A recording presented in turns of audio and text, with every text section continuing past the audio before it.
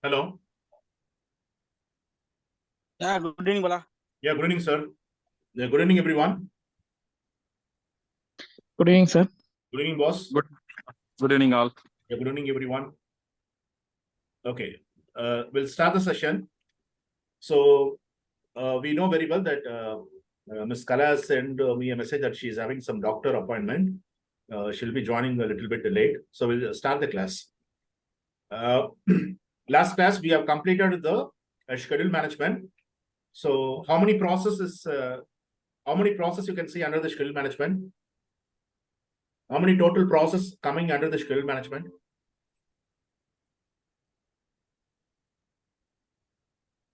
How many process?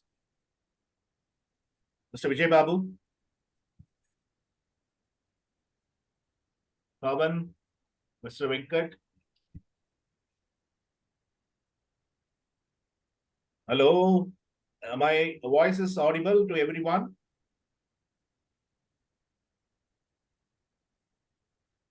I'm still connected with you people?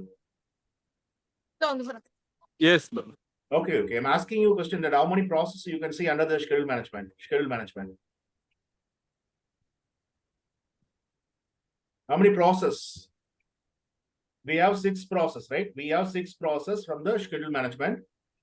And how many process you can see under the initiation? How many process you can see under the initiation process group? How many process, guys?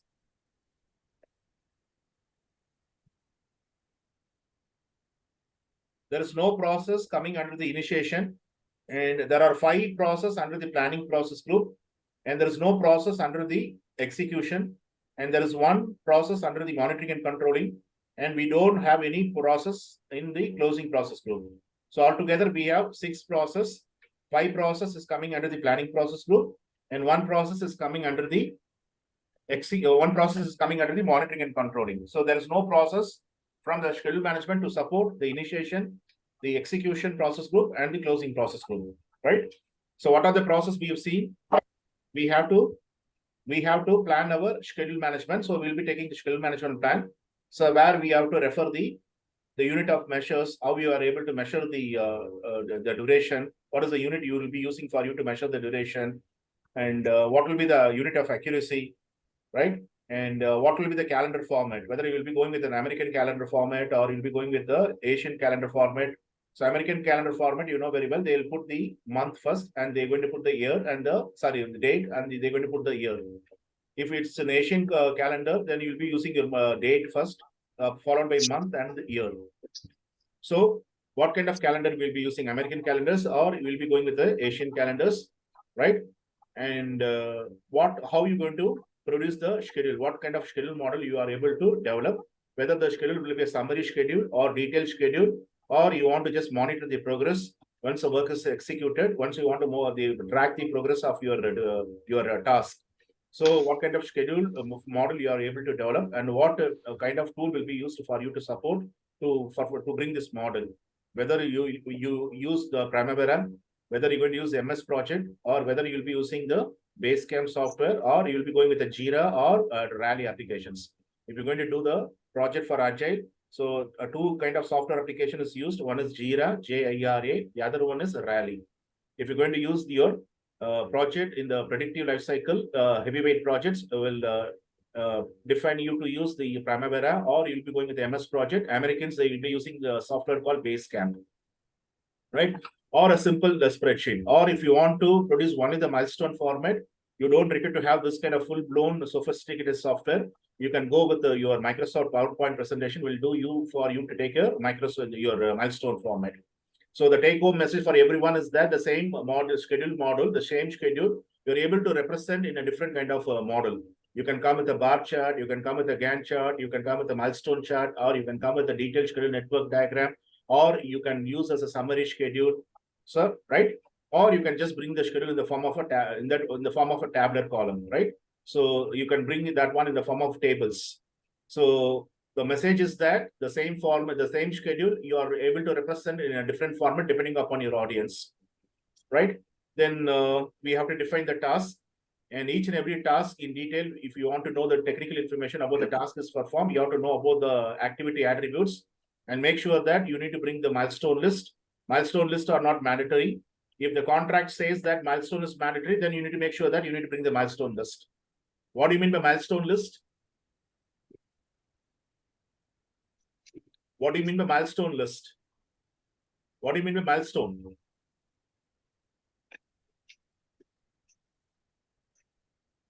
What do you mean by milestone? Anyone? Nitin? Yeah, hi. Significant event related to payment. Okay, it's a from significant client or- event, right? Yeah. It will show the actual accomplishment of a particular event. It will not have a resources.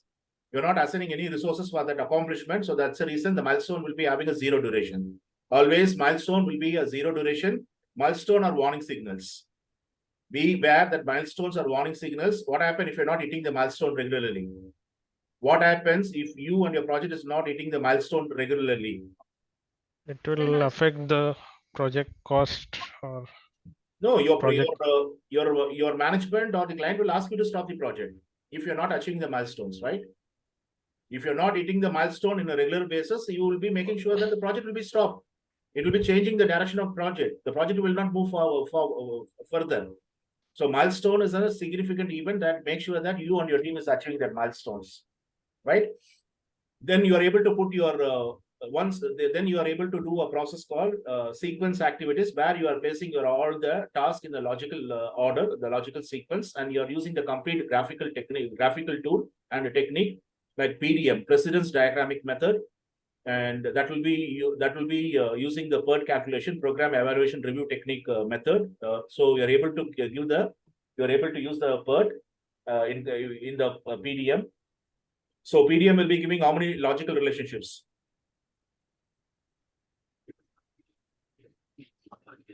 PDM will be giving you how many relationships?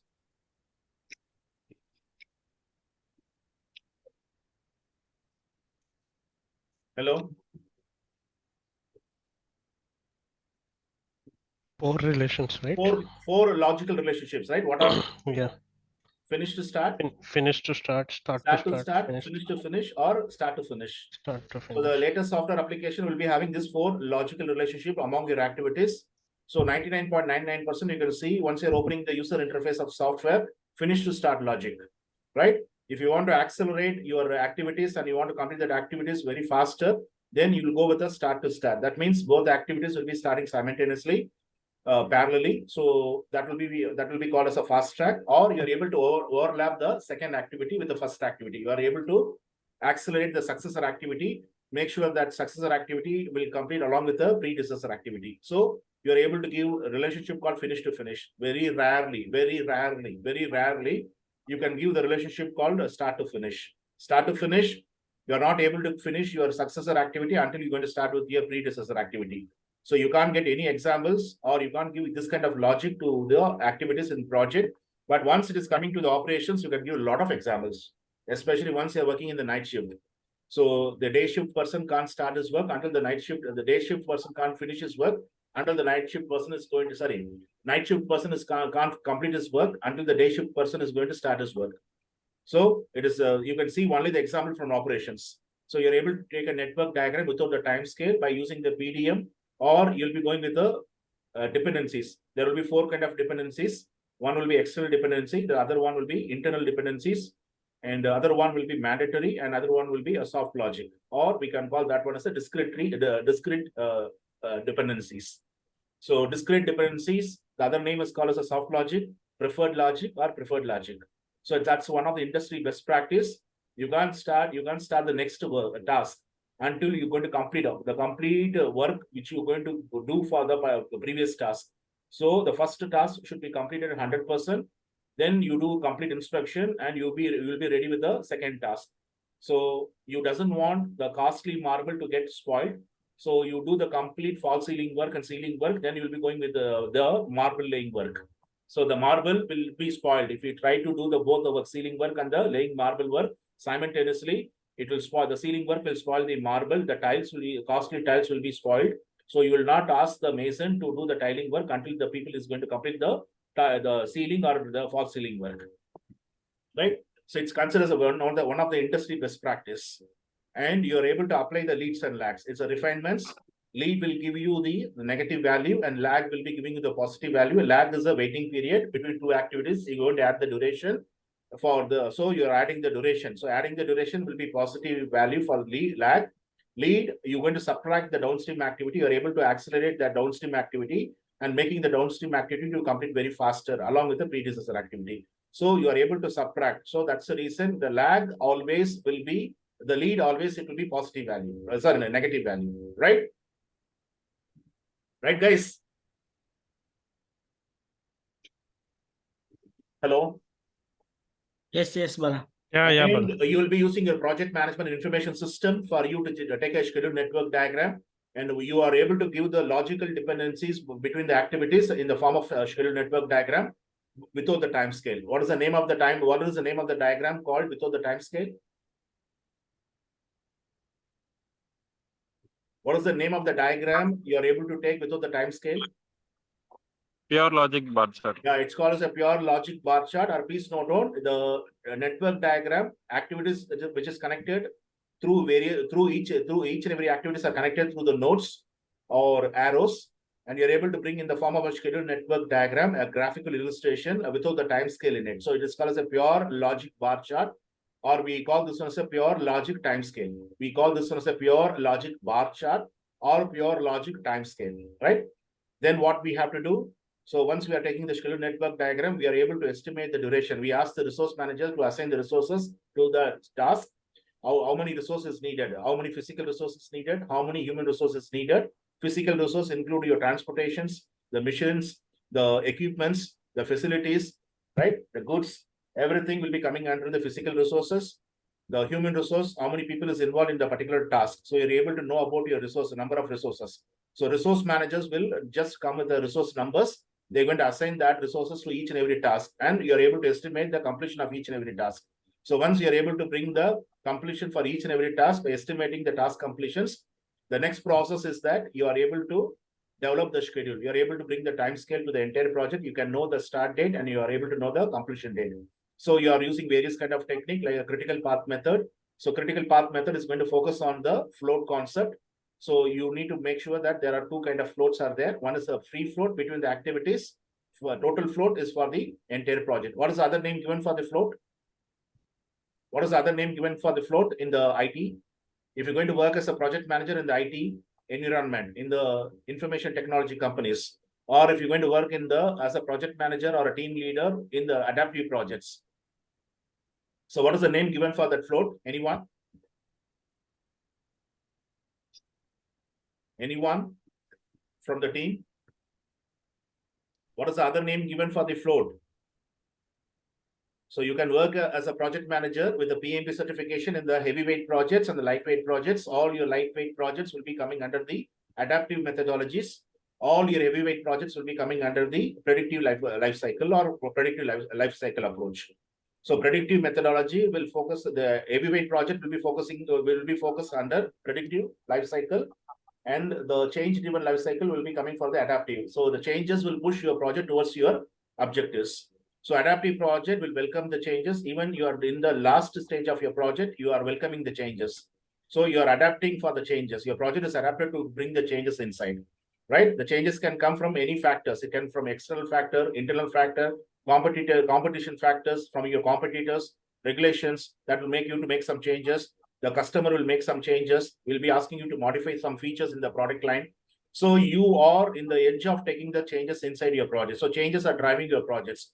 But the predictive projects, you will be planning in upfront. The complete plans are defined in upfront before you start your executions. You will allow the changes. Once the work is executed, only the minor changes will be accepted, not the major changes. So once you are able to get the complete approval for all your documents, so once you are doing the execution, minor changes will be allowable, not the major changes in the predictive lifecycle projects, right? So once you are working as a project manager in the IT, they will never call the things as a float. They will be calling this one as a slack. Right, sir? Slack, don't try to just confuse in the examination point of view. Slack, the other name for Slack interchangeably is called as a float. And being a project management professional, being so professional person in project, and you're managing a project with this project management ideologies. So what is the name given for the Slack and float? If you want to be more professionally, you want to pronounce this word. What is the other name for Slack and float? If you do a good project management, Perfect. please note that it's called as a schedule flexibility. Your schedule should be more flexible. So how flexible you're going to, how much flexibility you're going to bring into the schedule, that will be a realistic schedule and that will be a viable schedule. So schedule flexibility is other name given for float and Slack. So the schedule network diagram should have a float. And you know very well, all the activities in the critical path will have a zero float. The non-critical path should have a float, and make sure that you need to know about the float. So you're able to know about the project completion date by doing the forward pass calculations. And if you want to know the float for each and every activity, which activities are critical and which activities are non-critical, you have to do the backward pass. Forward pass makes you to know about the early start and early finish, how early you can start a task, how early you can finish a task. It's not your duration. And late start and late finish, you will do the backward pass calculations. You are able to find out the late start and late finish. How late you can start an activity, how late you can finish an activities. So you're able to do the backward pass calculations. So total the forward pass calculations will determine your project completion date. Backward pass calculation makes you to determine the float for each and every activities. The total float, how many activities you're going to perform in your project, that is going to delay its start, but that will not delay the completion date of your projects. So all your non-critical path activity will delay its start. For example, your project will be completed within 40 days. If a particular activity will be having 10 days float, this 10 days, you can delay this particular task for 10 days, any 10 days within this 40 days. And what all the resource you brought for this particular task, this 10 days you can redeploy back to the critical task, where you can complete that critical task very faster and sooner. So if you're going to lose your time, you want to regain the last time. If the client is not giving you the extension of time after many justifications, make sure that you and your planning team has to sit and you have to decide what activities are non-critical and how many days they have flowed. So 10 days you are making the work, you are making the resource to sit idle. So the resources are under allocated. Make sure that you need to redeploy the resources to the critical path activities. Is it clear or not, guys? Is it clear? Everyone? Yes, clear. Yeah, Bala. Okay, now what happened here? You don't try to employ only the critical path method. Critical path method is the longest path and shortest possible duration. The critical path is the longest path and shortest possible durations. If your managers or supervisor is coming near to you, they're going to ask you how quicker we can complete the work. That means they are pinpointing only the critical activities in the critical path. They know very clearly that non-critical path it will not delay. That will travel along with the critical path, and there is no delay for the non-critical activities because it's having a float. Even you are going to delay that activities, that will not delay the completion date of your project. So that will be a total float, and the pre-float is nothing but it's between the activities. The second task will not delay its start. It will not delay its start. Even the first task is going to delay its start or completion is delayed. It will not delay the start of the second activity. That is the free float. Free float is between the activities, and the total float is for the entire projects. Free float is between the activities. You have got two tasks, task A and task B. Task B has to be started after you complete the task A, but task A is making some delay in its completions or it's delaying its start. But that will not delay the start date of task B. That is called as a free float. The total float is for the entire project. Many non-critical activities, they have the float in it. So you can delay that particular task. So that will not delay the completion date of the project. That is the total float, right? So for you to just know about, for you to just bring this one, the critical path method is used. And apart from this, for you to get the flexibility in your schedule, make sure that you need to do the resource optimizations. So there are two kinds of resource optimization techniques available. One is the resource leveling. That will avoid the resource over allocations. You're not burdening the resources. 8 hours, if the resource having the productivity, make sure that 8 hours, you need to assign resources for that particular task. Don't try to give too much burden. Don't try to make that resources to work more than 8 hours, right? 8 hours. Don't try to stress your resources. So the resource leveling makes you to eradicate the over allocations. Resource smoothing will make you to eradicate the resource under allocations. What all the resources not assigned to the task, you are redeploying back to the critical task. You are using the resources in a nice way, in a fine manner, right? You are paying for the resources. You're going to bring that resources. You're going to assign the task. The 10 days that resource is having a float, so it's going to enjoy the float. Don't try to do this. So, right, so what you need to do, you need to, what all the resource which is under allocated, you have to redeploy to the critical activities. What all the resources which is over allocated, you need to do the resource leveling. Resource leveling will extend the duration for the project completion. Your completion date will be still extended. So that will be giving you the realistic schedule. Resource smoothing is only, you can use only in the non-critical path, in non-critical, for the non-critical tasks. So it will avoid the under allocation. Resource leveling will avoid resource over allocations. So resource over allocation, you are able to remove something called bad multitasking. You are not assigning the task which is having 8 hours productivity, and you are not assigning the resources for this task. This particular task need 8 hours, or this particular task need 16 hours. So stretch your duration for 2 days. Don't try to make this task, don't try to make the resource to work for 16 hours, right? So that task is overburdened. So it's over allocated. So try to do what? You try to extend the duration of completions, or you try to bring a technology so that can complete the work very faster. Is it clear or not, guys? So bad multitasking and task switchover is removed by doing the resource leveling. Resource leveling and resource smoothing are two kind of resource optimization techniques. So make sure that you are able to meet the demand based on the supply. Then to make the schedule more flexible, you try to employ the schedule compression technique called fast tracking and crashing. If you're going to employ fast tracking, so what is the result? Fast track will give you what? The result will be what? If you're going to fast track some of your activities, what is the end result?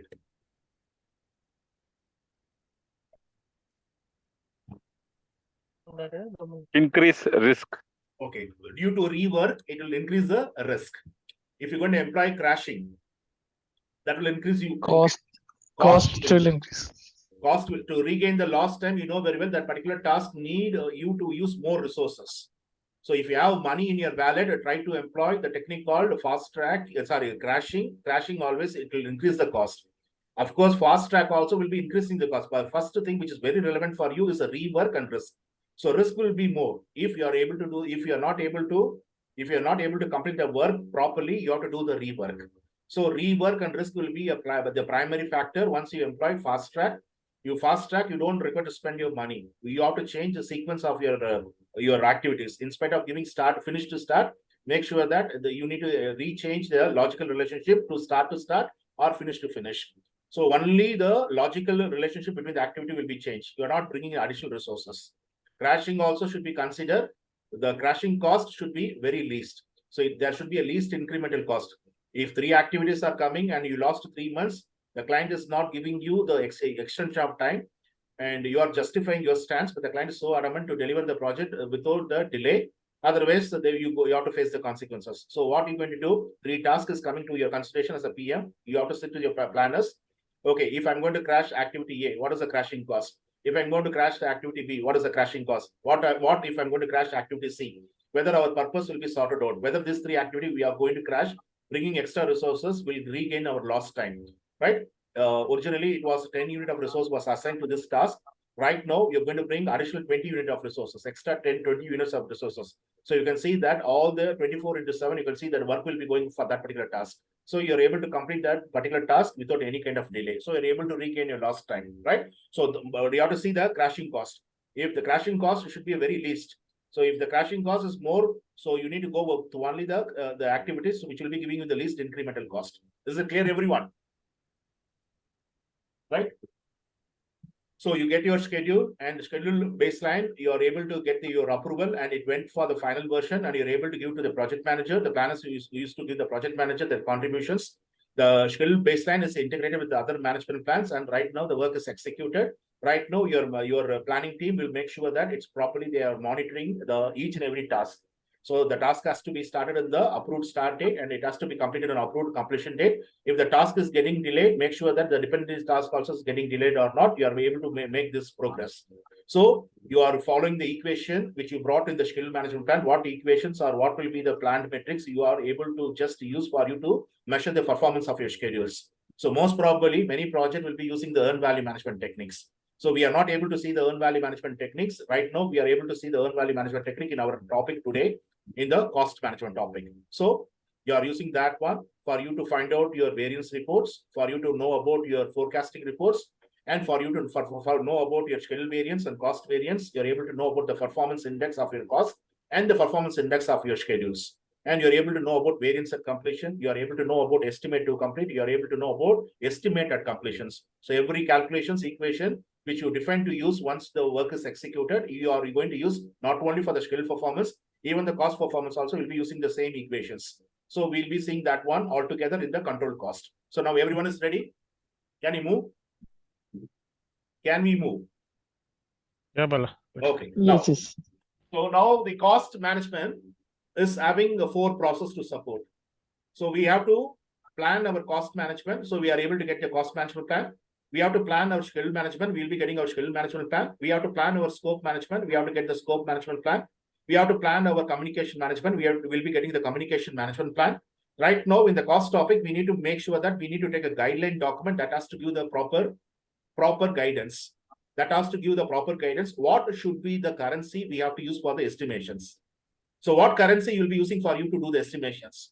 Whether I'll be using the Indian rupees, whether I'll be using the Sri Lankan rupees, whether I'll be using the Pakistani rupees, or whether I will be using the Qatari riyals, Saudi riyals, euros, dollars. Unit of measures. So how you're able to measure your cost? What will be the units we're going to use? Right? Like a cubic yards, like a square foot, a square meter, right? So this is all the unit of measures. Then you have to make sure that your cost should be so precise. So you need to make sure that unit of precisions. If each and every estimation is going to give for my task completion, if a particular task completion, I need to pay 99.75 fils. So I need to round up to 100 riyals. If it's showing that 99.25 and 45, I need to round it down to 99 riyals. So it's very easy for you to do the calculations. So unit of precision also should be measured. So estimation engineers will make the round up or round it down, right? So unit of precision, in addition to the schedule management, what information you're going to bring, the same information you're going to document into the cost management plan. But one information you're going to, some information, extraneous information you're going to feed into the cost management plan. That extraneous information is that unit of precisions, how precise our estimation should be. Unit of accuracy will make you to determine the contingencies. What estimation methods you're going to use. Based on the estimation methods you're going to use, seeing the range of values. Seeing the range of values, you need to make sure that you need to plan for your contingencies. What do you mean by contingencies? What do you mean by contingencies? Hello? What do you mean by contingencies? Contingencies are your buffers. Contingencies are your buffers. Or we can call this one as a reserves. Right? So we have 3 kinds of reserves. This reserves we're going to bring for managing the risk. The actual work will take its time and the cost. For you to just remove the impact of the risk, you'll be planning the contingencies. So the contingency are called as a buffers or reserves. So you're able to just bring the extra money and extra duration into your schedule baseline and the cost baseline for you to just use this one for the risk impact, right? So unit of accuracy will determine how much reserve is needed for you to complete. You need to bring into the cost baseline and schedule baselines. So depending upon the estimation methods. So you know very well that estimation methods, we will be using the analogous type of estimations. We'll be going with the parametric. The complete project can use the parametric, or a portion of project can go with the parametric. For you to have a detailed estimation, we can go with the bottom-up technique. Or we'll go with the planning engineers in the schedule management, they'll go with the 3-point estimations. So 3-point estimation are called as PERT calculations: program, evaluation, review techniques. Many schedulers will call the schedule as a program. So that's the reason the Americans, they brought this one as a PERT calculations: program, evaluation, review techniques. So depending upon the estimation methods you have used, you need to know whether the unit of accuracy, how much contingency we need to plan. The contingency is nothing but the money which you're going to spend for the risk impact. Either it can be a fixed number or it can be overall percentage. The project is going to be 1 million. On top of that, I'm going to add 10%. So how much is the total budget? What is your cost baseline? If I'm going to add 10% on above the 1 million, so what is the total budget for the project? 1.1 million, right? Yeah. Yeah. So this 100,000, I'm going to use only for the risk management, right? The 100,000, I'll be using only for the risk impact. If any cost impact is happening because of any risky event for a particular task, so I'm going to use this 10% only to manage this kind of risk. So all your cost baseline and schedule baseline will be inclusive of your contingencies. So you need to do the reserve analysis. So based on the unit of accuracy, based on the estimation methods, because the estimation is a predictions, is a number. It's not a fixed number. It may go wrong. Your prediction may go wrong or your prediction may go right. So don't ever try to bring the estimation as a single number estimate, because once you are bringing that single number estimate, you will be taking the responsibility for your company. Your managers will blame on you. So you given that number, you are responsible for it. If anything is going as a failure for your project, you say you are the person to give that number. So always, depending upon the estimation technique you have used, depending upon the estimation method you have used to bring that numbers, try to give in the form of range, plus or minus. So it's not your final budget. So it's still in the estimation stage. Still, it is not getting the approval. You need to just bring all the estimation, your predictions in the form of range, plus or minus. Right, plus or minus, depending upon the range of values which you brought for your estimations. So what is the range of your analogous? If you're going to use analogous type of estimation, what is the range? Minus 25%. 2 plus 75. Plus minus plus 75. This is a standard number. Your organization can use any numbers value, but this is a standard value or standard number given by the project management body of knowledge. If you're going to use this particular analogous type of estimation, the range of value will be minus 25 and plus 75. That you have an inner limit and you have an outer limit. For example, your project is 100,000. If you're going to use analogous, then you can present your project like your project will not complete less than 75,000 euros, or it will not exceed more than 175,000 euros. So you need to present that estimation in this way, plus or minus. Is it clear or not, guys? Right? And one thing you ought to make very sure that if the project is stopped in between because of the funds, you're not able to get the funds. So what is the strategic thing you need to plan for you to have the business continuity? If your client is stopping the project in between because of inavailability of funds, or you have lack of resources. So how you need to do the business continuity? What type of finance you can go? So all the information will be going into the cost management plan. And even though once the market is having inflations, and there is a lot of discrepancies in the currency exchange. Or the oil price is suddenly is going up or going down, or the gold price is going up and going down, or your commodity price is not stable, it's volatile. So what we have to do, how we are able to manage all this cost related impact. So everything will be clearly defined in the cost management plan. So you have to make sure that you need to know about the equations, the metrics you will be using for you to measure the impact of your cost, and what will be the tracking reports. What will be a report you will be used for you to what will be the tracking reports will be used for you to just show the status of your cost and progress of the cost. So that has to be this thing should be very clearly mentioned in the cost management plan. It should be a roadmap. It should be a mother document, and that mother document will be helping you to perform your process for under the cost management. So the 3 subsequent processes will be taking the proper guideline from the mother document cost management plan, right? So the next process is estimate cost process. Already we've seen this one, right? The estimations already we've seen this one, right or not, guys? Hello? Yes. Okay. So we can see that once you are estimating the duration, you are able to bring the schedule estimates. And once you're estimating your cost, you're able to bring the cost estimates, right? So depending upon the estimation method, analogous, parametric, bottom-up, 3-point. So which will be more accurate? Which will not have that much of discrepancies? Bottom up. Bottom-up. So bottom-up, what you're going to do, you are able to break your project into more detailed level. You are able to break the task, even the task into subtask level. And from there, you are able to do the estimation part, right? How much it is going to cost you. So you are able to roll out the things from the lower side, lower level to the next highest level, to the next highest level, to the next highest level, until you are coming to the project level. You are able to bring the pretty much accuracy in your cost estimations, right? So bottom up is more accurate. What is the range given for bottom up? What is the range given for bottom up? Minus 5% to plus 10%. 10%. So 100,000 is our true value. You can complete your project not less than 95,000, or it will not exceed more than 110,000. Is it clear or not, guys? Yes. Right. Right. So you're able to bring the individual cost, the money which you're going to spend for each and every task by assigning the resources. You're able to estimate this one using various kind of estimation techniques. We already seen that. right? One thing is to be very clear.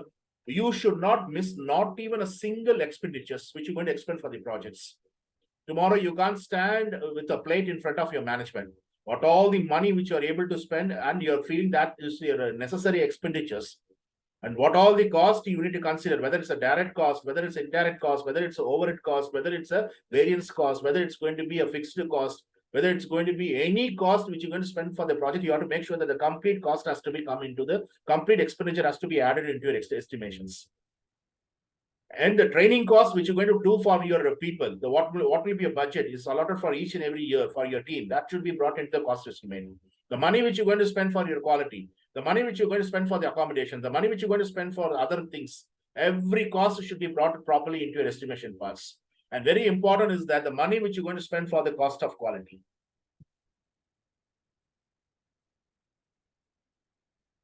The money which you're going to spend for the quality is called as a cost of quality. So the money which you are spending for your quality purpose. So that money also should be considered, that should be also brought into your cost estimation documents. So please note on the cost of quality, the cost of quality will be having two things. One is cost of conformance cost, and other one is cost of non-conformance. Cost of conformance and cost of non-conformance.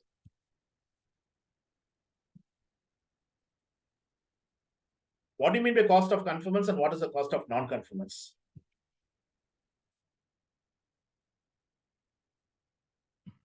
Failure cost will be non-conformance, correct? Okay, failure cost will be a non-conformance cost, total failure, right? It can be an internal failure and it can be external failure, right? Internal failure will be spotted out by your inspectors, quality inspectors. The external failures will be done by what? Whom? Client. By the customers, by the client, right? By the owners. So the cost of non-conformance is based on failures. It can be internal failure or it can be external failure. Always the external failure will be more costly than the internal failure. Is it clear or not, guys? External failure will be more costlier than the internal failures. You're accepting that, right? In what way? If the customer is going to spot out any kind of defect in your product or any service which you're going to hand over to them, so they're going to raise the disputes. So they're going to frame a lawsuits. So that is more costlier. Internal failure will be spotted out by the quality inspectors. They will use the complete ITPs. What is the ITPs? Inspection and test plans. So they will go through the complete product and they will be saying there is any defect, it can't go to the customer, they're going to spot out.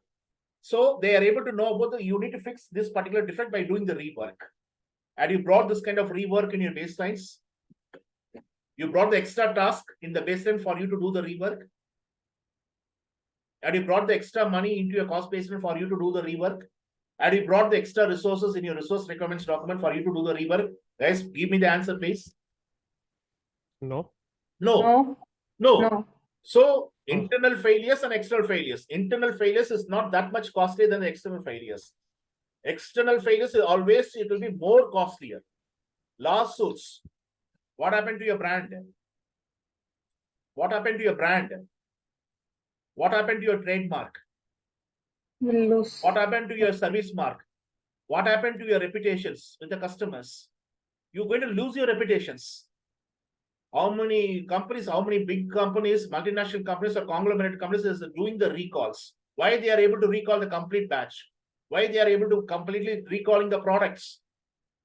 Recently, you can see that like 6 months before that at Viato, it was doing the recall for the complete cars. 1 billion car, which was done in a batch and distributed throughout the global market. They have some issues. The total batch was recalled because they are not able to plan the quality into the design and they never build it. So they feel they have to feel the consequences. It's a failure cost. Right or not, guys? Right? Hello? Yes, Bala. Okay, so what will be the cost Yes. of what will be the cost of conformance? You have to know one thing very clearly. If you're going to work in the adaptive projects, in the cost of non-conformance, they say something called escaped defects. Escaped defect should be less or more? Should be less. It should be Yes, less. less. Because it's escaping the inspectors, it's escaping the developers, and it's reaching to the customers. So that which is reaching to the customer as a defect, it should be less in number. If it is more in number, then you are not able to achieve the quality. Right or not, sir? Right or not, guys? So escaped defect in the adaptive environment, always it should be low. Then you are able to meet the quality requirements. Right? Now, coming to the cost of conformance, what are the things you can bring into the cost of conformance? Hello? Yeah, Bala. What are the things you are able to bring into that? Inspection, quality control. Okay. Quality control inspection. Then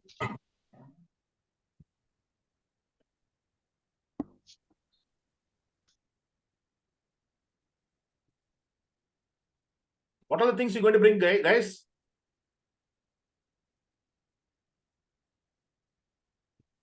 Hello? I'm audible?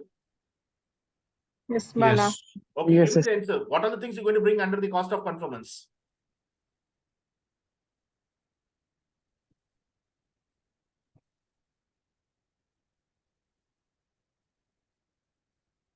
Hello?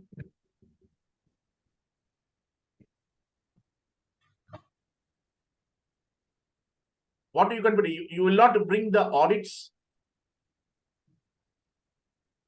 Yeah, he said right. Inspection, audits, everything. Inspection is different, audit is different, right? Yeah. Okay. What do you mean inspection and what do you mean audit? Who's going to do the inspections? I think audit is a process in which they will evaluate how I'm asking you, the inspection. who's the person to do the audits and who's the person to do the inspections? Inspection internally within internal quality auditors. Okay. And I mean, audit will be done by client, customer, and external. No, actually, see, actually, you need to know, we need to be very sure that verification will be done by the internal quality. They are verifying the correctness of the product, right? They have to verify before it's reaching to the customer, and customer is going to spot out any defect in that product. They have to do the verifications. Who's going to give the certificate? Who's going to raise the certificate? Who's going to raise a certificate that it can go to the customer or it can't go to the customer? You have to fix with the rework. Who has to give this kind of reports? If they're going to give that, you have to fix that this one with the rework. That means they're raising NCR, right? They're raising the NCR, right? So Yes. who will give this Yes. kind of report? Auditors or the quality inspectors? Who will be using? Auditor. Who will be the person who will be using the tool called inspections? Who will be the person who will be doing the walkthroughs? They can do two kind of walkthroughs. They can do a physical walkthrough or they can do the electronic walkthrough, right? Like using the CCTV cameras or using the cameras or using the footages or using the drones for them to capture the picture if they are not able to do the inspection on the 40th floor. But the effective thing that you can do the manual inspections. A physical walkthrough is more effective than the electrical walkthrough, right or not, guys? Electronic walkthrough, right? Please note Yeah. down, the cost of conformance is having broken into two. One is prevention cost, the second one is an appraisal cost. Cost of non-conformance is a failure. It's a total failure. It's an internal failure or it can be external failure. That means you never brought the design into the product and you build that product. You need to make sure that the quality is what? It is fitness for use. You need to make sure that it has to confirm the requirements. Whose requirements? Your customer requirements. The customer requirements. Always your output from the process should have a zero defects. Your output should have a zero defect, right? Right or not, guys? Yes. If you want to bring the zero defect, you need to make sure that you need to read this DIRTFT. How are you going to pronounce? How are you going to pronounce this word? Anyone? Miss Kala? No, Bala, I don't know. You have to follow me. Drift. Say Drift. Okay. drift. The drift is nothing but to do it right the first time. So if you're going to do it right the first time, you are able to get the 0 defects, right or not? There is no need for you to do the rework. There is a chance for the customer to accept your product in the first round. So make sure that the process should be audited. The auditors will do the audits. The inspector, after the auditors, the auditor will do the audit in the process. And what is the output which is going to come? That will be inspected by the inspectors. Is it clear or not, guys? It is clear or not? The quality assurance should be done by the auditors. They're going to use a tool called auditing. It can be a random audit or it can be a structured audit. It should be end-to-end evaluations. The documentation procedure, they are following the complete documentation procedures, whether everything is well documented, all the documents are properly up to date. So this is the work of the auditors. They can do the first party audit using the auditor from internal, or they can do the second party audit, or they can call the registers and they're going to bring the third party audit in. They can do the on-site audit or they can do the surveillance audit. Right or not, guys? Right? Yeah. So auditors is going to focus on a process called managed quality process. Please take this information. You have 3 processes coming under the quality. You need to plan your quality management. Then make sure that you are defining who will be doing the quality assurance and who will be doing the quality control and quality inspections. And what kind of tool will be used by the auditors and what kind of reports they're going to generate and what kind of reports will be generated by the quality inspectors. Take this information. The managed quality is specifically the term which is spelled only for the project specific. Before the 5th edition, the name for this particular process is perform quality assurance. The perform quality assurance is going to take the operation. It can be specific to the operation, but we are reading the project management. So the project management scholars like you, they want to rechange the process name as managed quality process. Managed quality in the PMBOK is a process which is mentioning the auditors. You need to do the audits and you'll be using the various kind of audit tools for you to bring the audit reports. So audit reports is a word given by the term given by the operational auditors. The person who's going to do the project audits, they're going to raise a report called quality reports. So to be very specific to project, the auditors will, in the project management, they will bring a report called quality reports. In the operation, the same auditors in the operation related process, they're going to bring something called audit reports. Quality reports is very specific to the project and audit reports is very specific to the operations. In the case of quality control, the quality inspector using various kind of test and inspection plans, they will have the complete checklist with them. They will be going to the end. They will be doing the complete walkthrough, and they are able to find out which product can go to the customer and which product we have to fix with the rework. So they will just bring their recordings and measurement into a document called quality control measurements. Please take this information. In project management, in the examination point of view, they're going to ask you what kind of document will be produced by the quality inspectors. The quality control and quality inspectors will record and monitor the results which they found out on the product or any service. They're going to record these results on their monitoring. They're going to bring this one into a document called quality control measurement documents. The auditors, they're going to bring their findings, their summaries, and given the reason for the improvements, they're going to bring into a document called audit report, the quality reports. Is it clear or not, guys? Quality inspectors will use the inspection as a tool, walkthrough as a tool, measurement as a tool, examining as a tool, but the quality auditors will do the auditing. They will do the end-to-end evaluation. They do the process audit. These people will do the deliverable audit. Is it clear? Sorry, deliverable inspections. Deliverable inspections. Audit will be done for the process. The product will be done, the product will be inspected by the quality inspectors. So the inspectors is going to focus on the deliverables. It can be the product, service, and results. Here, the auditors is going to go, the auditor is going to focus on the process, which is going to give the deliverables. Is it clear or not, guys? Is it clear? Yes. So you need to mention the cost of quality. How many times you have to do the inspection? 1 time or 2 times or 3 times? How much you're going to spend for the audits? So the cost of quality is going to bring the summing up the money which you're going to spend for the cost of conformance and cost of non-conformance. Summing this together, you get something called cost of quality.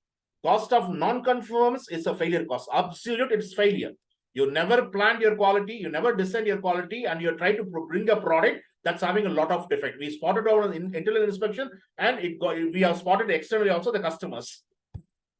Right? What is the necessity for you to give the guarantee? What is the necessity for you to give a warranty for your product? If you don't have the confidence on your quality requirements, why you are giving the guarantee to the customers? Why you are providing the warranty to the customers? Why? This will be coming as under the cost of conformance cost or non-conformance cost.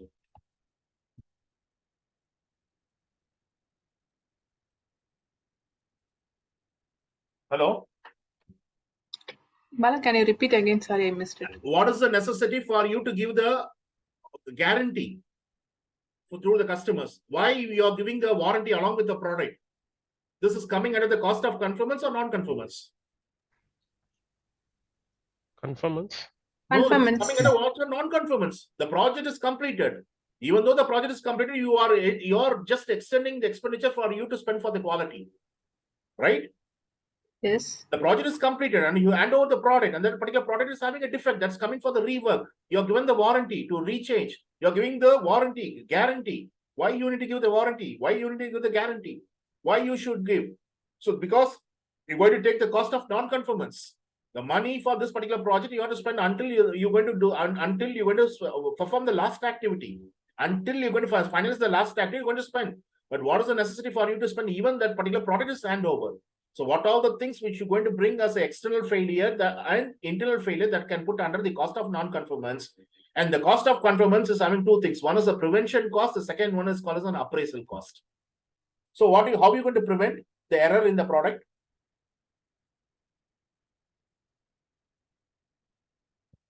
The cost of conformance will be two things. One is prevention. The other one is appraisal. So what you're going to put under the prevention?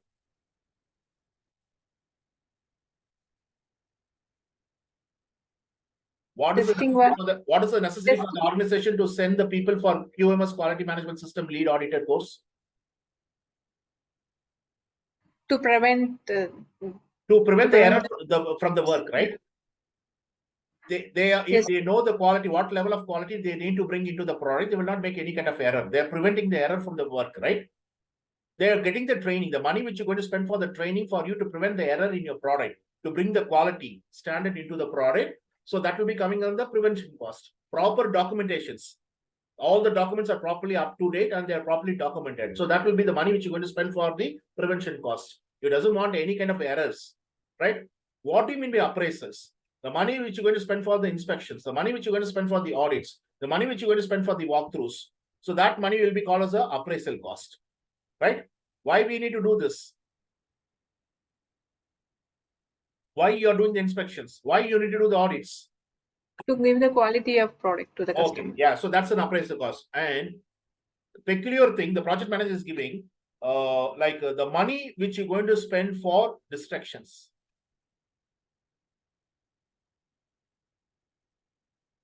Damage. So the money which you're going to spend for the distractions or damage, it's not for construction. You are damaging a product. So that is also coming under the cost of conformance. How?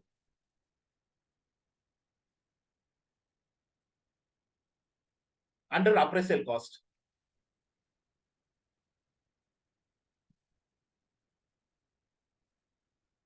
Hello?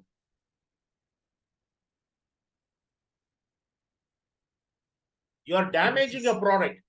For this damage, they are putting this particular cost under the appraisals. Guys, everyone is awake, right? Yes, Bala. I'm asking you. The money which you're going to spend for the damage, they are putting under the cost of conformance. Why? How?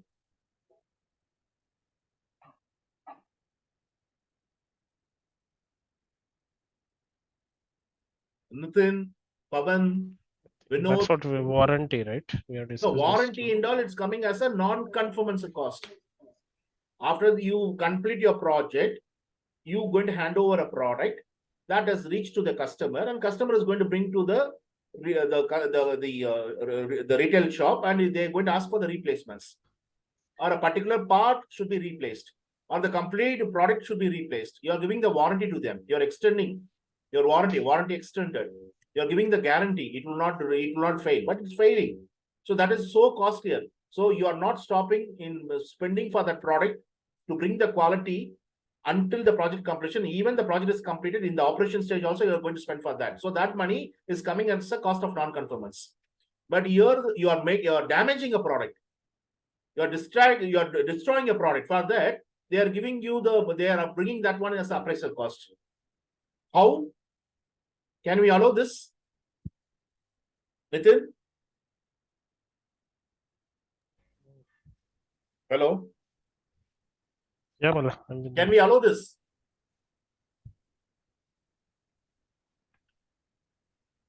No idea. Okay, Nitin, what car you have? Nissan. Okay. They manufacture and they brought directly to the showroom. The brand which you have, the variant which you have, they manufacture in a plant. They never done anything called crashworthiness. How many stars we can give for this particular car by damaging the car by going to speed and they're hitting the rock or somewhere. To know the crashworthiness of a vehicle, whether that particular vehicle, if it's going to dash in this speed, whether it's going to give the safety for the customer, the passengers, whether the balloon is getting opened. They have to test this one, right? Correct. Yeah. Please. So where we can put this money? We have to put under the cost Yeah. of conformance, right or not, guys? Conformance. Under Yeah, the yeah. appraisal costs, the money which you're going to use for you to damage a product, distraction, you're distracting, you're not constructing, you're destroying a product. So this money will be coming as a cost of conformance cost that will be putting under the appraisal. So be very cautious. Cost of conformance, the money which you're going to spend for the prevention of error and for appraisal. Then and there you need to do the audits. And you have to do the walkthroughs and you have to do the inspection, and the money which you're going to spend for you to damage a product, to know about the crash worthiness, whether it can give the safety to measures to my passengers. So this will be coming under the cost of the appraisal cost under the cost of conformance. The cost of non-conformance is completely failure. It's a total failure. It can be internal failure or it can be external failure. External failure is more expensive. So you are able to recall. The customer is making you, the client is just putting you to the court of law and is going to frame a lawsuits on you, and they're going to run this particular legal trial on you, right? Or you're losing the customer reputations, loss of customer reputations, the guarantee, the extended warranty, right? Everything, escape defects, everything will be coming as a cost of non-conformance. Is it clear, guys? Yeah, well, clear now. Okay. So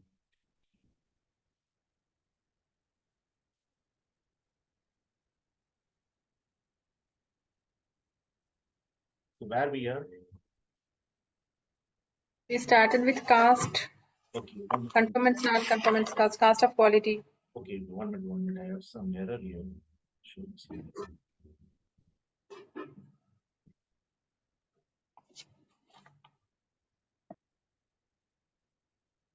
Okay.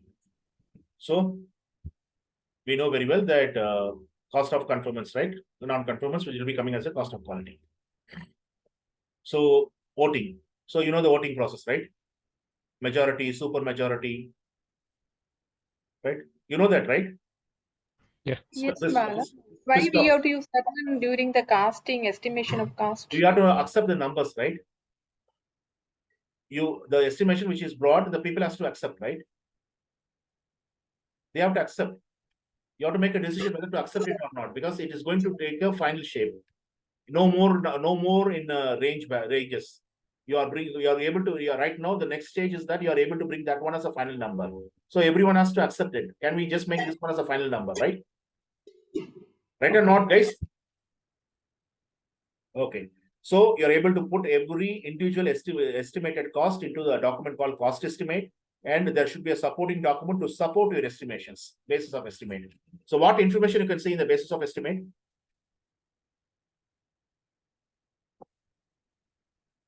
What information you can see in the basis of estimate? If you are taking this number which you have estimated for each and every task completion by assigning the resources, and okay, sir, our project will cost nearly 175,000 euros to 225,000 euros. You're taking this number.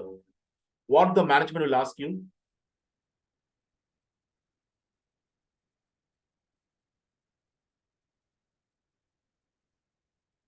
You are taking this number.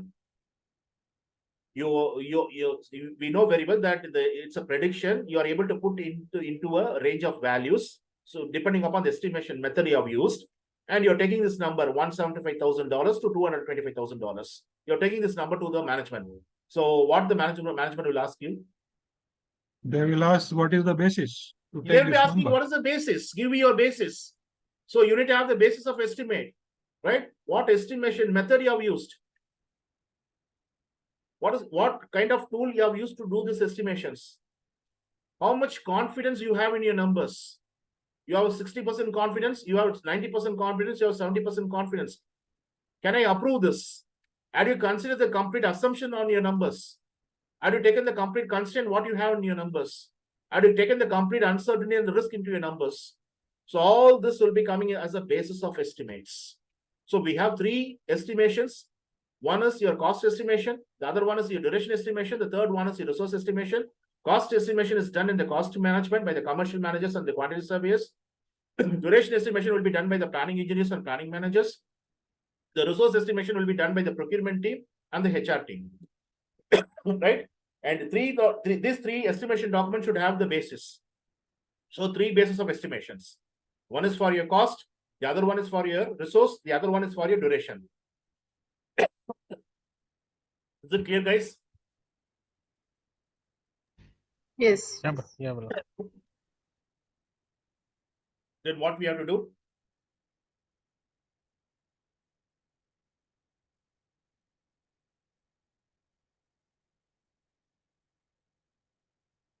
The previous process is estimate cost process. Now, what is the process name? But determine the budget. Okay. What is the difference between the estimate cost process and determine budget process?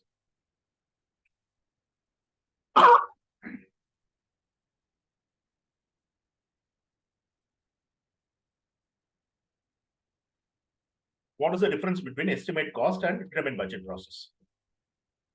In the real project, in the practical atmosphere, you will be considering this two processes will be a single process. But PMBOK said very clearly, these two processes are discrete in nature, unique in nature.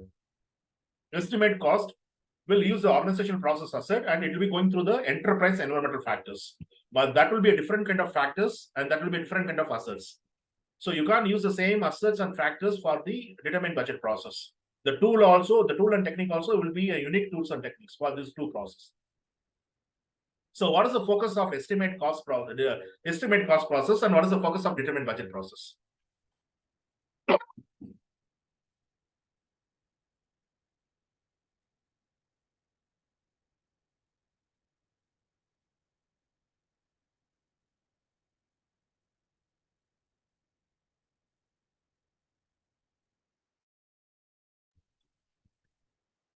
Hello? Output of output of I'm not estimate. asking the output, Ms. Kala. I'm asking you what is the focus of estimate cost process and what is the focus of determined budget process? We've seen very clearly what is the focus of validate scope and quality control, right? We've seen the Correct. validate scope is going to validate the deliverables and customer will give the formal acceptance. The focus is formal acceptance. Control Yeah. quality is going to focus about the correctness of the deliverables. So verification is done in quality control and validation is done in the validate scope process. Inspection is the internal inspection in quality control and inspection will be external inspections. Right? One is giving the output called verified deliverables and one is giving the output called accepted deliverables. Is it clear? So what is the difference between the estimate cost and the determined budget process? I'll say that, please take this one. Estimate cost will give you how much you need to spend for each and every task completions. How much? Determine budget, when you will be spending this money. Estimate cost will give you the focus is that how much is need for you to complete each and every work completion. Determined budget will be focusing on when you will be spending this money. How much and when you will be spending. Is it clear or not, guys? Is it clear? Yes. Right? So now what happened here, you'll be using the cost aggregation. So you'll be rolling the money which you are going to spend for each and every task completion. You'll be using the cost aggregations for you to aggregate various money which you brought for the money which is the line item cost is rolled out and it's brought into the project level for you to establish a cost baseline. So the cost baseline can be called as a BAC, budget at completions. So how you're able to bring the budget at completion? You are able to sum up all your planned values, right? Planned values.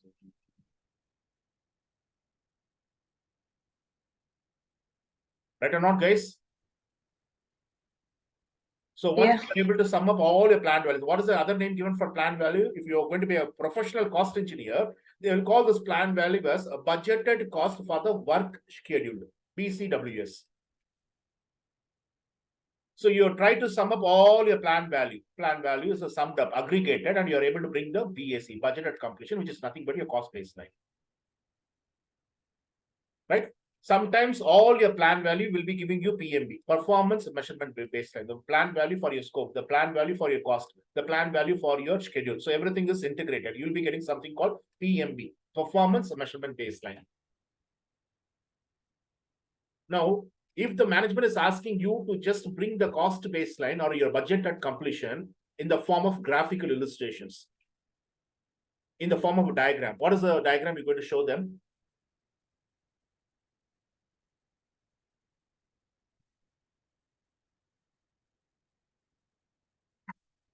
Hello? What is the diagram you will be showing to them? Guys, what happened to you? We have to go for equations and formulas. What happened to you?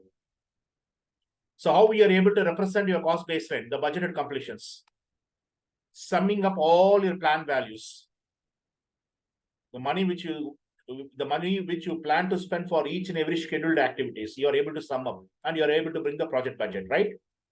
Right or wrong, guys? Yes, Bala. Okay. How we are able to present them? Please note on if you are able to see something called S curve. So all your S curve are called as your cost baseline.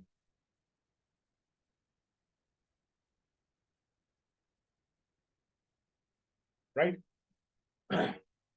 Okay. So before moving into the next topic, I will need to ask one thing. There is one technique called funding limit reconciliation. So why we need to consider that one as an important tool and technique for us to determine our budget? We already seen that in the cost baseline. What is the definition we given for the cost baseline? Is an approved version of your time-phased budget, right? The money which will be used over a period of time, you are able to bring that one. You're able to accrue that one, and you're able to give the cost baseline budget at completions. The money which will be spent for your project over a period of time is nothing but your cost baseline, right? Right. So one of the important tool and technique you need to consider before you're going to baseline your cost, funding limit reconciliation. Funding limits. Reconciliation. What is this?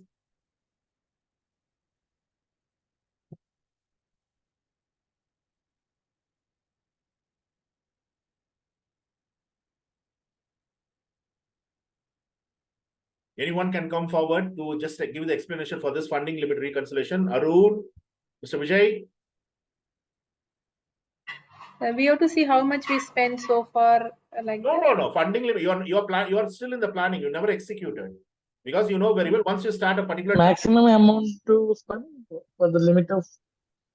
No. Actually, see what I will need to say to Ms. Kala that you never started your work. If you know very well, if you're going to perform your task, then the cost will follow the task, right?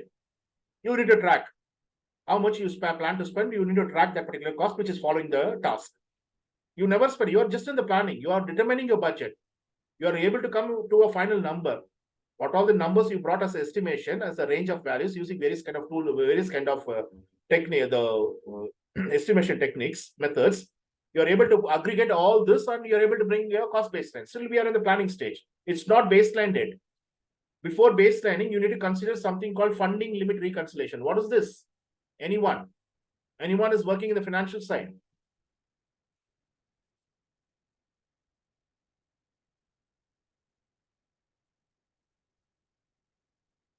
Hello? No, Bala, we are not from Okay. finance.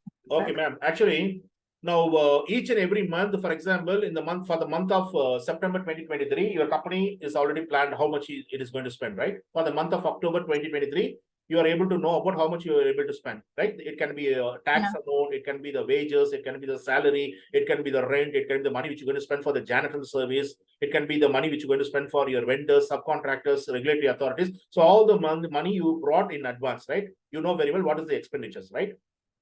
Right or not? Yes. For example, the month of October 2023, the expenditure will be $120, $120,000. So how you are able to spend this? How you will spend this money? Ms. Kala? Yes, Bala. Okay, So, you have estimated, you have forecasted for the month of October, we'll be having the expenditures 120. Any license is expired, we need to renew the license. We need to pay for the government tax and all. We have to pay for the vendors. We have to clear some payments. So you are able to bring $120,000. $120,000 you plan to spend. Now, how you are able to spend? How you will spend this money? You will be spending this money. You are able to spend this money based on the cash inflow, right? yes, yes. Okay. Okay. If the cash inflow for that particular month is going to be only $90,000, 92. so you will be having 30,000 deficient, right? Yeah. So you are able to do what? Funding limit, whether there is any limits on your funds, you have to reconcile it, right? You planned your expenditure for 120, for that is the month, that is the money you will be spending literally for the month of October 2023. You need to consider whether you have any shortage in getting this money. What is the cash flow you will be able to get on the month of? You are able to predict that, right, Ms. Kala, based on the payment which you will be receiving from the client or from the contractor side, right? Yes, yes. Got it. If you have the shortage, what are you going to do? What happened?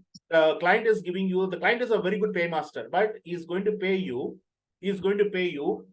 Once the work order is issued, you need to complete at least 50% of the work, and the invoice amount should be 100,000.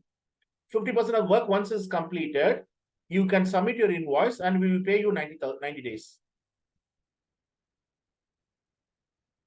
But you need to have the expenditure 120,000 on month of September. But the client will make the payment. It will take like 120 days. 50% of the work you are able to complete by 1 month. It will take 1 month, and you will be able to submit your invoice. And it will take 90 days for them to review. They're going to send to the accounts receivable. They're going to verify it. Once the due date is going to come, they're going to send a mail for you to send your account statement. And based on the account statement, they will be giving you the check particulars. They will be giving you the collection date. So you will go and collect your money, right? Yes. So this money is not able to, you are not able to bring that money in the month of September, October, but you have expense of 120. You have to pay the salary. You have to pay to the contractors, subcontractors, vendors. You need to just pay for the license which is expired. You need to pay for the government. You need to pay for the municipality. You need to pay for your office rent, janitor services. You need to pay for the employee or the accommodations. So every expenditure is going to accumulate like $120,000. Now we have shortage, and this shortage will be going for next 3 months. So you are able to reconcile this one once you are able to predict, okay, we have a cash inflow or you have a shortage of cash inflows. Based on the cash which you are able to bring into the organization, you are able to spend this money. If you don't have that money, that amount of money for you to spend this, what are you going to do? What many infrastructure project is doing, if you have the shortages for you to spend for your expenditures, what is the other way? What is the strategy? Everyone is keeping silent. You are a project manager, and your commercial manager or the quantity surveyor or the cost estimation engineer is giving you the information, sir. 120,000 is our expenditure, is expected for the month of October 2023. But I think that the client will pay at the end of December. What we have to do for the cash inflow. So you will be discussing, right? Literally 90 to 95,000 we can expect, sir, but 35,000 is a shortage. So what you are going for for this 35,000? Where we can cut the cost like that, we have to think. No, what are you going to do? Literally everything after the cost cutting, everything you done, Shortage. you have a shortage, and this particular shortage will carry forward for next 3 months. But you are able to get your amount, the complete money, more than 100,000 in the month of December only. You are able to send your work order, the work will complete, and you're able to get your money, bring that money. You will be having surplus money in the month of December, but you need to do the expenditure until the December. So what are you going to do? What is the last tool and technique is given here? Financing, loan. Yeah, will be- financing, right? It can be self-financing, it can be a financing you're going to take from the bank, it can be from the crowdfunding, or you can ask the bank to form a syndicate. If the finance is very huge amount, you can ask 3 or 4 banks to be collectively to fuse together to give that particular amount, financing. So your funding limit reconciliation, for each and every month, it's going to just see how much cash inflow you're going to get, whether you have some deficit in the cash inflow for you to do the planned expenditures. If you have the deficit, you need to know about how we are able to clear this deficit. So the only one thing, the many infrastructure projects are very big construction and engineering projects will do is what? They will be doing the financing. Is it clear or not, guys? Clear, Bala. Okay, now you're able to establish the cost baseline. It's nothing but your BAC. What is this funding requirements? Your cost baseline will be inclusive of your contingencies. Yes.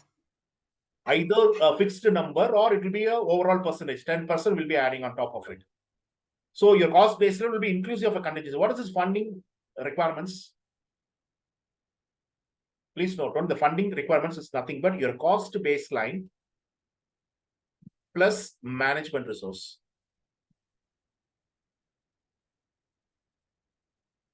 Your cost baseline and plus your management resource will be giving you the project funding requirements. So the funding requirements for the project will be given by the management as a lump sum to the project manager. The project is 1 million. The organization will be giving 1 million at the first day itself. No. Then you have to know about your funding requirements, right? So Yes. it can be a monthly basis or it can be quarterly basis, right? 3 months once we'll be giving you the funds, right or wrong? Right or wrong, Yes. everyone? Yes. Yes, Right? Bala. So there should be a periodic funding requirements that money has to be pumped from the management to the project.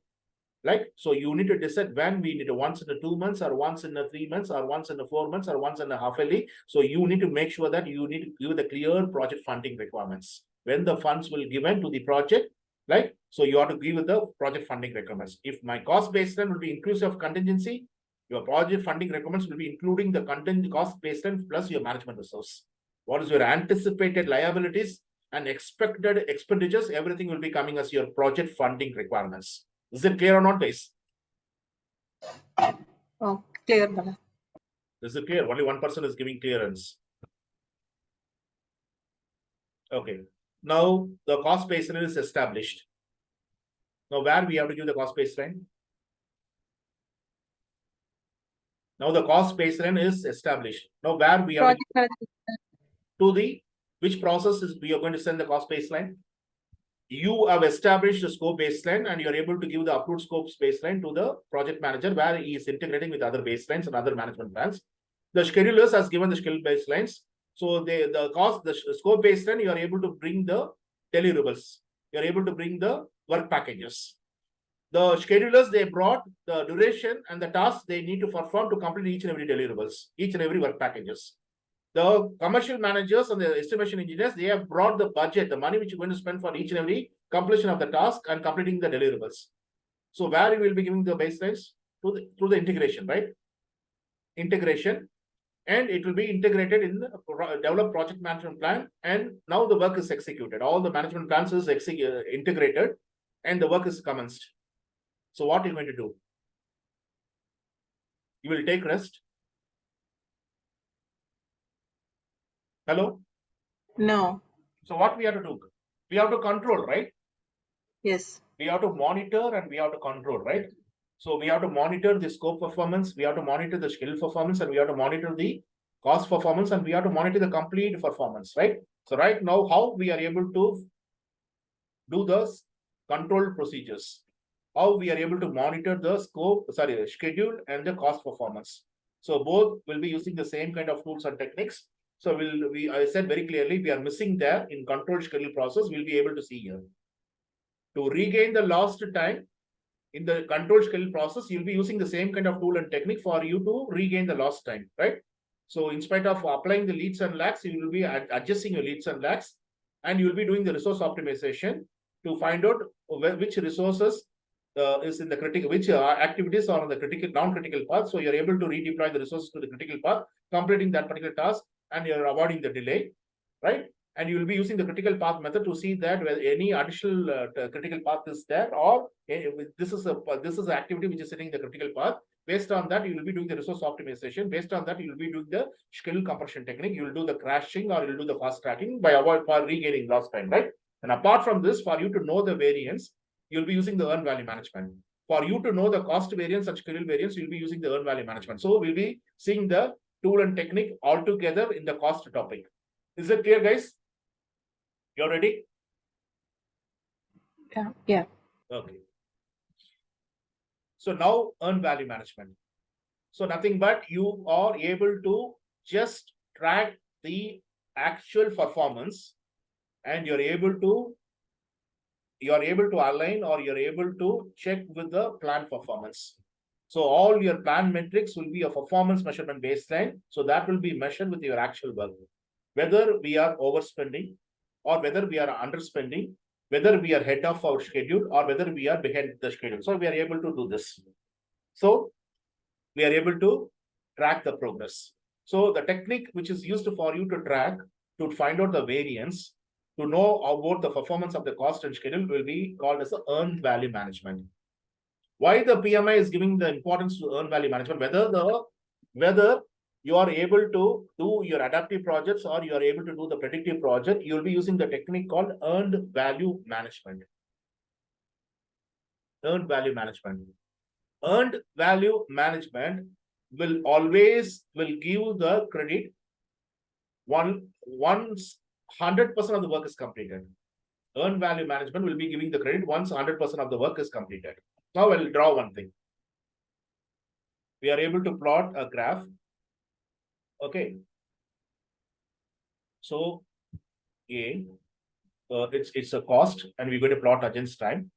We have earned value, we have plan value, we have actual cost. The second plot, again, we need to plot cost against time, right? Time, and this can be project B. This is a project A. We have plan value here, we have earned value here, we have actual cost here, and we can plot this third one. We can call this one as a C, time against cost. We have actual cost, we have earned value here, and we have plan value here. And the fourth one is D. We're going to plot time against cost. We can call this one as a D. And we can see the plan value, actual cost, and earned value. Okay, now this is going to be a question which is called as a hotspot. PMI will give you this kind of hotspot by giving you the graphical illustration. Now, which project is under budgeted, and which project is over budgeted, which project is ahead of schedule, and which project is behind schedule, which project is exactly on schedule, exactly on the budget. What you plan to spend, you're spending the same amount. So there is no variance. So which project is doing good and which project is doing worse? Which project the cost performance is good, and which project the schedule performance is good? Which project the schedule performance is bad, and which project the cost performance is bad? Which project both the performance is bad? Please.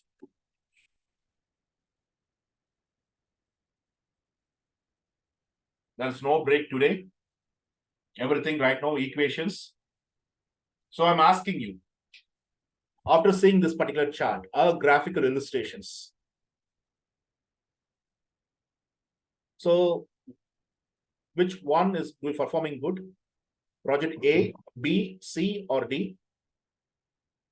Or there will be an option. I can't come with a proper explanation because there is no sufficient data for me to give my opinion.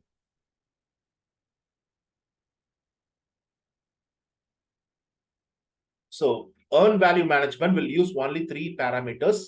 Plan value. If you are a professional cost engineer, they will call this one as budgeted cost for the work schedule. Actual cost, they're going to say ACWP, actual cost for the work performed. Earned value, budgeted cost for the work performed, BCWP. If you're going to work in England or Europe market, they will not call plan value, actual value, earned value. So this particular terminology will be used by the Americans and Canadians. And this BCWS, ACWP, BCWP will be used by the Europe people and the UK people. Or some cost engineering firm, they will be using this one. What is the budgeted cost for the work schedule? What is the actual cost for the work performed? What is the budgeted cost for the work performed? So only 3 parameters will be used for you to do the earned value management. Can you come out with your answers, please? Yes, sir. Little bit louder. Can you come out with your answers, please? Here A, we have planned value. Actual cost is normal, right? Yeah, I'm asking you. They're going to give this kind of graph, right? And this kind of graph is used only in the predictive projects. This kind of graph will be used only in the predictive projects. You are able to, you know very well, in the cost management plan and the schedule management plan, you are able to define what should be the reports, how we are able to track your performance, actual performance, and what reports will be used for you to send to the stakeholders to give the performance of the project. So this kind of graph will be used only in the predictive projects. In the adaptive project, they'll be using a graph called burn down charts or burn up charts. Burn up and burn down. Burn down is nothing but how much work remaining or how much features remaining in the product backlog or a sprint backlog. Burn up chart, how much features you are able to complete, how much work you have completed till date. So burn down and burn up chart, they will be using only these 2 charts, graphical charts. But here you can use this kind of variance chart, variance analysis chart. Something you are asking, Ms. Kala.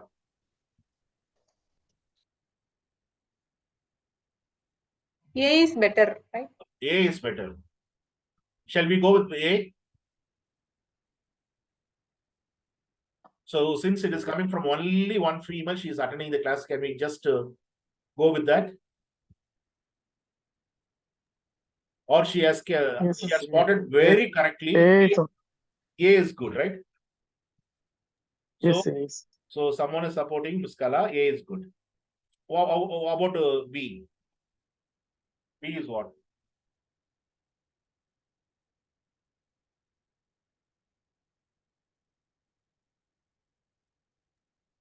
N value is less, no? So So I'm asking you. You can see here, EV is at the top and PV and AC is at bottom, right?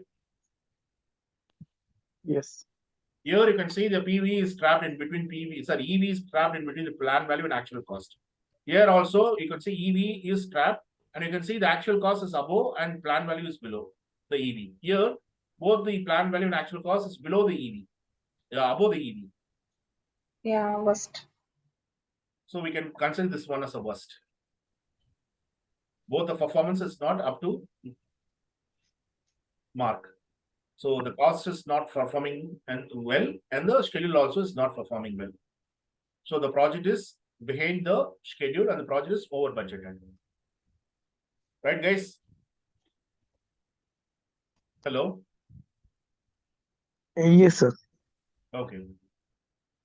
Okay, what I don't want to take much time on that. What Ms. Kala has said is correct. Always earned value should be at the top.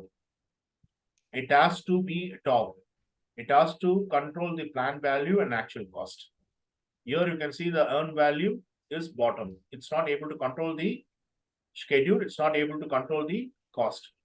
So this project is over budgeted and this project is behind your schedule, and this project you're able to keep your budget and your schedule under your control. Here you are not able to control your schedule. You are behind schedule, but you're able to control your cost. Here, this particular chart with the C, you can see the project is over budgeted. You're spending more than the plan, but you're able to complete your work on time. Is it clear or not, guys?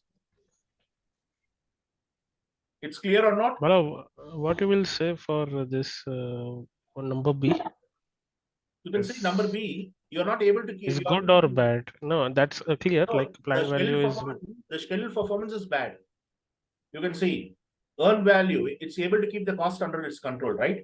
So the cost performance is good here and schedule performance is bad here. You are keeping your budget under your control, but you are behind your schedule. Is it clear or not? Okay. Got Okay, it. here Thanks.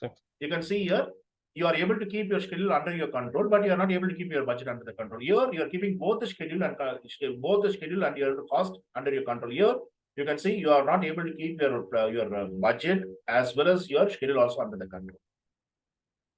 Is it clear or not, guys? Right?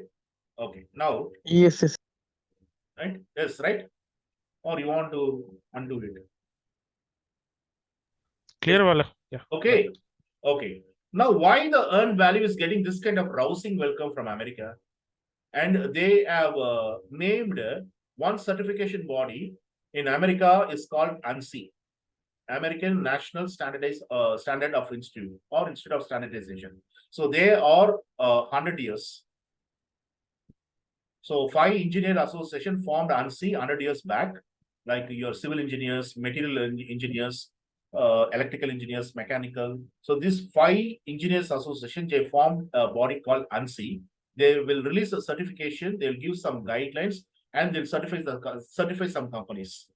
So they are releasing some standards, certification guidelines, they'll be certifying the company. So the ANSI, American National Institute of Standardization, has recommended the earned value technique and earned value management. They given a number for earned value technique is 748. 748, like ISO 9001, ANSI is an American National Standard Institute. Like in India, we have something called ISI. So each and every country will be having its own standard. So the international standard will be ISO. But America, they should be having a standard. If you are having this kind of a standard and your company is certified by ISO, by ANSI in US, you are running a private firm there. So ANSI will give a number. So the customer will have a loyalty in having a business with you. So the earned value technique has taken the number 748. The inception of earned value has started in 1950s. During the World War II. World War II, the inception of earned value came into many federal agencies, like the military troop, Department of Defense, NASA, Internal Affairs, External Affairs. If you are a contractor, if you're going to work with the federal agencies for any project, so they are recommending you to use the earned value as a tracking tool, and they are asking you to report using the earned value technique. Right? Why? Because once the America wants to show their supreme power, their superpower during the World War, they started raising arms and ammunition using the money from the taxpayers. You know very well, 40% of the money which the person is going to earn will be going as a tax to the government. Now, once they are raising the arms and ammunition, the opponent government against the US ruling government with the public, they went an agitation. They are asking the ruling government to give a white paper whether they are spending really for the arms and ammunition. They need to find out there is any scandal or scam is involved. So these people, they are able to report the white paper through the earned value management technique. One of the contractor has to use the earned value technique to bring this particular reports. So that was showing the people are having the clean hands. It doesn't involve any kind of arms, scandal or scam. So they are really using the money, people's money for raising the arms and ammunitions. So that is the inception of earned value. Slowly, each and every federal agencies or Department of US, they are the government company, they start using the earned value. And one of the important clause in the condition of contract, you need to report as with the earned value technique, and you have to track with the you have to give the earned value reports. Is it clear or not, guys? You may have any number of criticism on earned value, but the people of US will not worried about the earned value because they will lift the earned value at the top, and they'll be giving the red carpet welcome. Before the current edition, you will get at least 20 to 25 questions on earned value. Cost management topic, especially once it is coming to the control cost topic, in the previous examination, you are able to get a 20 to 25 questions on the earned value. Right now, they are not giving that much questions. They were restricting like 2 or 3 questions for the current examination. But latest, I got the news from the people that they start asking earned value questions more. They are restarted to give more importance to the earned value topic. At least 7 to 8 questions you'll be getting from earned value. So can we go for the earned value, guys? Yes. Okay, we'll go with the earned value. So now the earned value topic.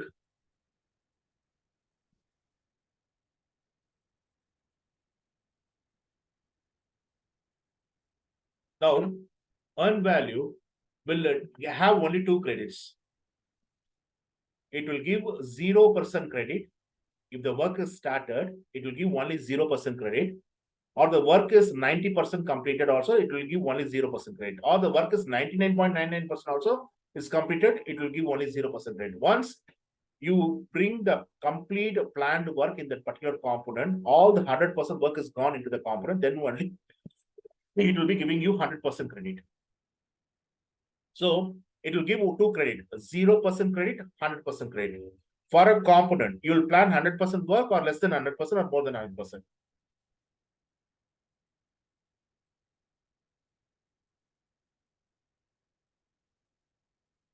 Give me your answer, please. For a component, you plan to bring 100%, you plan to bring 100% work or more than 100% work or less than 100% work. 100% work. Exactly 100% of the scope of the work should go into that component, right? Whether Yes. you are bringing that one exactly on the due date, or you are taking some time to complete that work, or you are doing your advance. So if you are not bringing that 100% work for the 100% of the planned work into a component, you will not give 100% credit. 90%, 99.99% also still it is taking 0% credit. And take this one as a mantra. Always earned value should be equal to the planned value. It should not go more than the planned value, or it should not go less than the planned value. Always earned value should go with equal to the planned value. It should equate with the planned value, right? And 2 kind of credits only will be given, 0% credit and 100% credit, right? If it is started or it's going to complete, you will give still 0% credit. Once it is going to complete with 100% work, which you plan to bring into the component, then only you will be raising the credit for 100%, right? Now, you need to complete a work. All the 100% work for a particular component, you need to complete by 15th September. But you and your people completed today. What is the today's date? 21st August. Right? 100% work you need to complete by 15th of September for a component. You are trying to complete on 21st of August. Now the earned value will be more than the planned value, or still it is equal to the planned value. I am the person who's saying that earned value always it will be equal to the planned value. More. Now, in this case, earned value still it is equal to the planned value, or it's more than the planned value. More than the planned value. Okay, more than the planned value. Okay, what happened if you see that you are not able to complete by 15th of September? It will take like 20th October. Now your earned value will be less than the planned value or more than the planned value.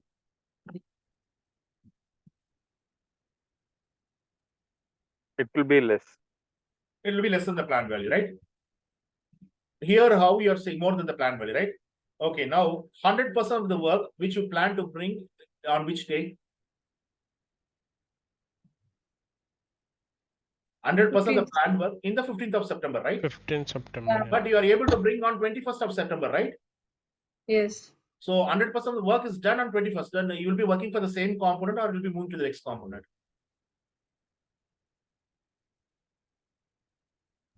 We'll What move into plan? next. Move What to the next plan? one. What work you plan to bring to a particular component? You are supposed to bring on 15th. Then only you will be giving 100% credit, right? But Yes. you and your team is working day and night. You are working very good. Your progress is very good. You are able to complete that work, and you brought that 100% work into 21st of August, and you're going to earn 100% credit on 21st of August. It was supposed you will be giving 0% credit on 21st August once you plan, but your people has brought the 100% planned work, and it's going to earn 100% credit here, right? Still, you will be working for this component. No. No. So Okay, still next. your earned value will be equal to the planned value, right? But one thing clarity you can know that you are able to complete this particular work and you are head of schedule, right? And this particular case, it is very clear. You are able to bring that 100% work which you plan on only 20th of October, and you will be getting credit 100%, and you can know very well you are behind your budget, right or not, sir? Sorry, behind your schedule, Yes. right? And Yeah. once you're bringing this one on the 20th, which you're supposed to bring on 15th of September, you're bringing on 20th October, still it's the earned value will be equal to the planned value. But the work is delayed. Here the work is head. Ahead. Is it clear or not, guys? So earned value always it will be equal to the planned value. Is it clear or not? Clear. See, you plan how much percent of work you plan, 100% of the work. So you brought here in 21st of August. You'll work Yes. more than 100%, 101%, 102% of the work. You will be still working for the same component, No. right? You brought 100%, not less than, not more than. So you are giving the credit on Equal. 21st, which you were supposed to give on 15th of September. So you know very well you are head of your schedule, right? Right or wrong, Yeah. sir? Any questions on this? But No we are not questions. able to get the clear picture for our cost, right? We doesn't know whether we are overspent or we are underspent or we are exactly what we plan to spend. We doesn't know that, right? Right? Can I move Yes. forward? Yes. Okay. Can I move forward? Or still you've got any clarification? You need some clarification? Everyone is able to understand? I ask everyone, please, it's a mathematical question. There are a lot of mathematical formulas. Please come forward. Mr. Arman, Mr. Joel, Mr. Vijay Babu, Ms. Kala, Mr. Rajendra Panchbhai, Mr. Nitin, Mr. Kaushala, Mr. Venkatesh. Clear, Bala. It's clear. Can I move forward, please? Okay. Now, earned value management. Yes, Bala. Okay. Earned value management will make you to go with 4 formulas. 2 formulas for variance and 2 formulas for index. So variance, your schedule variance, you have to know schedule variance, and you have to know about your cost variance. Your index, you need to know about your schedule performance index, and you have to know about your cost performance index. Now, your schedule variance and the cost variance, if it shows 0, 0 and above 0. Above 0 will be positive numbers. So both are performing good. But if it is showing below 0, minus, negative value, it's bad. So be very clear. Your schedule variance and the cost variance, if shows 0, it's good. If showing above 0, positive numbers, is very, very good. The project is performing in a beautiful way. The performance is good. There's no variance. There's only positive variance. Is benefiting the project. But what happened if it's showing the negative numbers, then it's not benefiting the project. You have a severity, and your performance of the project is a detrimental stage or deteriorating stage. You have to take something. You have to take some actions. And your SPI and your CPI, it should be equal to 1 is good. It's more than 1. It's more than 1. It's very, very good. If it's showing less than 1, it's bad. Both CPI and SPI. What it means, for SPI, please take this one in your notepad. If $1 you are investing for the productivity, you need to bring the productivity equal to $1, more than $1. It's very good for your projects. If you are able to extract the productivity less than $1, that means you are accumulating more work. Is it clear or not, guys? $1, the investment which you're going to do to extract the productivity from the workers. If your project performance shows, the SPI shows that it's equal to 1 or more than 1, the productivity rate is very good. You are able to bring the exact work which you plan to extract, or you're extracting the more the work you planned. But once the performance of schedule shows below 1, that means your productivity rate is not good. For $1 productivity work, you are extracting less than $1. You are making the people to earn in filths or cents or in paises. Is it clear or not, guys? Is it clear? Bala, is there a scenario wherein the Yeah, schedule That variance is is scenario. possible? I'm giving you a thing, overview. We will go with one by one. Don't worry. Like you have a clear understanding to the network diagram. We'll be having a clear understanding in going through the sums. If a CPI, is equal to 1, for $1 you done the investment, the potential returns should be equal to $1, or if it's going to get more than $1, it's very good. The project is in the profit zone. If $1 you done your investment, but the return on investment will be less than $1. $1 you're investing. Nitin, come forward, please. Yeah, Bala. For example, you are investing 1 rupees. The return should be equal to 1 rupees or more than 1 rupees. You are not in the loss. If the return is going to show 90 paise, 80 paise, it's good or bad? It's bad. Bad. Right? $1 you're Yeah. doing the investment on a worker. So for that $1, you have to extract the productivity, right? But the worker productivity is showing less than 1 rupee. That means you are not able to extract that equal that $1 work from him. You are extracting only less than $1 work. So the productivity is failing here, right? Yeah. Right or not? That means you know very well many work will be accumulated. It will delay your project, right or wrong?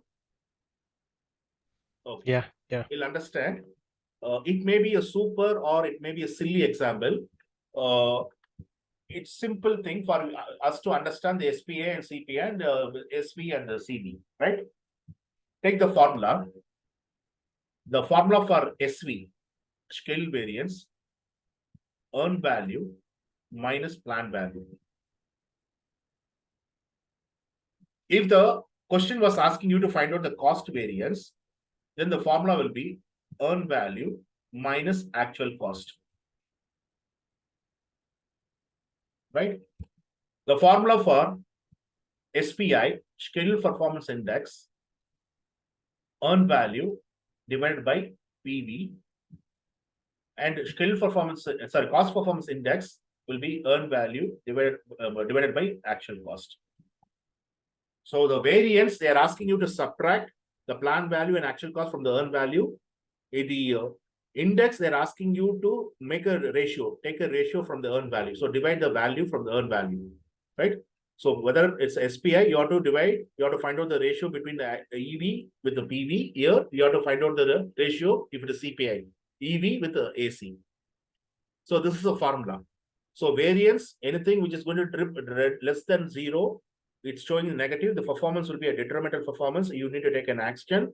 If there's anything which is going to hit on the target exactly 0, you are right on the target. What you plan, you are exactly reaching on the target. Anything which showing the positive numbers, the variance is a positive variance. It's very good for the project.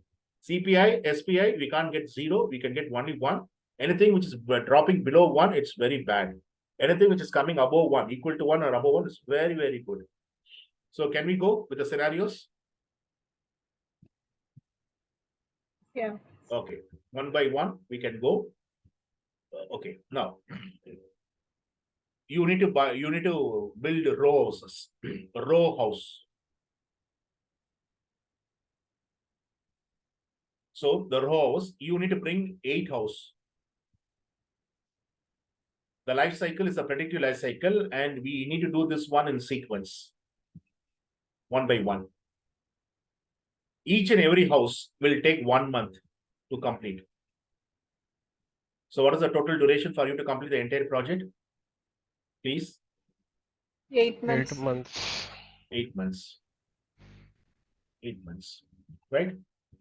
And what is the duration time frame you're going to give in the percentage term? 100% work you need to plan, right? So each and every house will be taking how much percentage contribution? What is the time frame? What is the time percentage you are going to give? 100% work you need to complete, right? 100% work you are planning to complete within 8 months. So what is the percentage share is given? 1 by 8. Then what's 12.5 percentage, right? Yeah. Right? 12.5% will be time frame given for each and every house. Once you're going to multiply with this 8, you will get 100% work, right? So now the individual house, the one house, will cost you $200,000. Write this one. So what is your BAC? 16, okay. 1.6 million. Yeah. Don't make a mistake. We are not in India. 1.6 million is your BAC, right?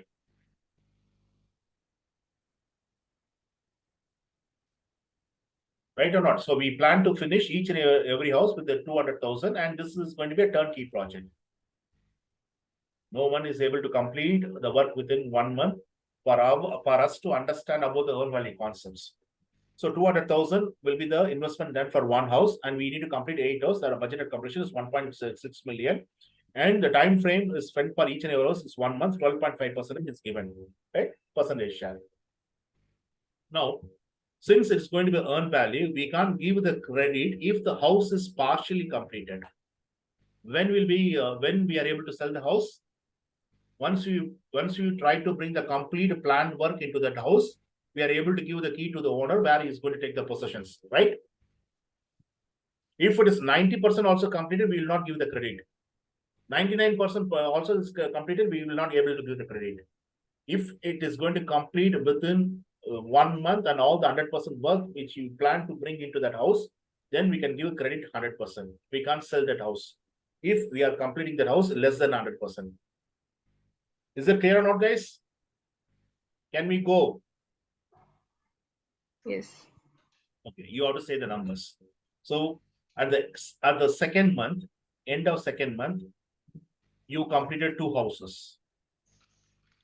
So what's your plan value at the end of second house?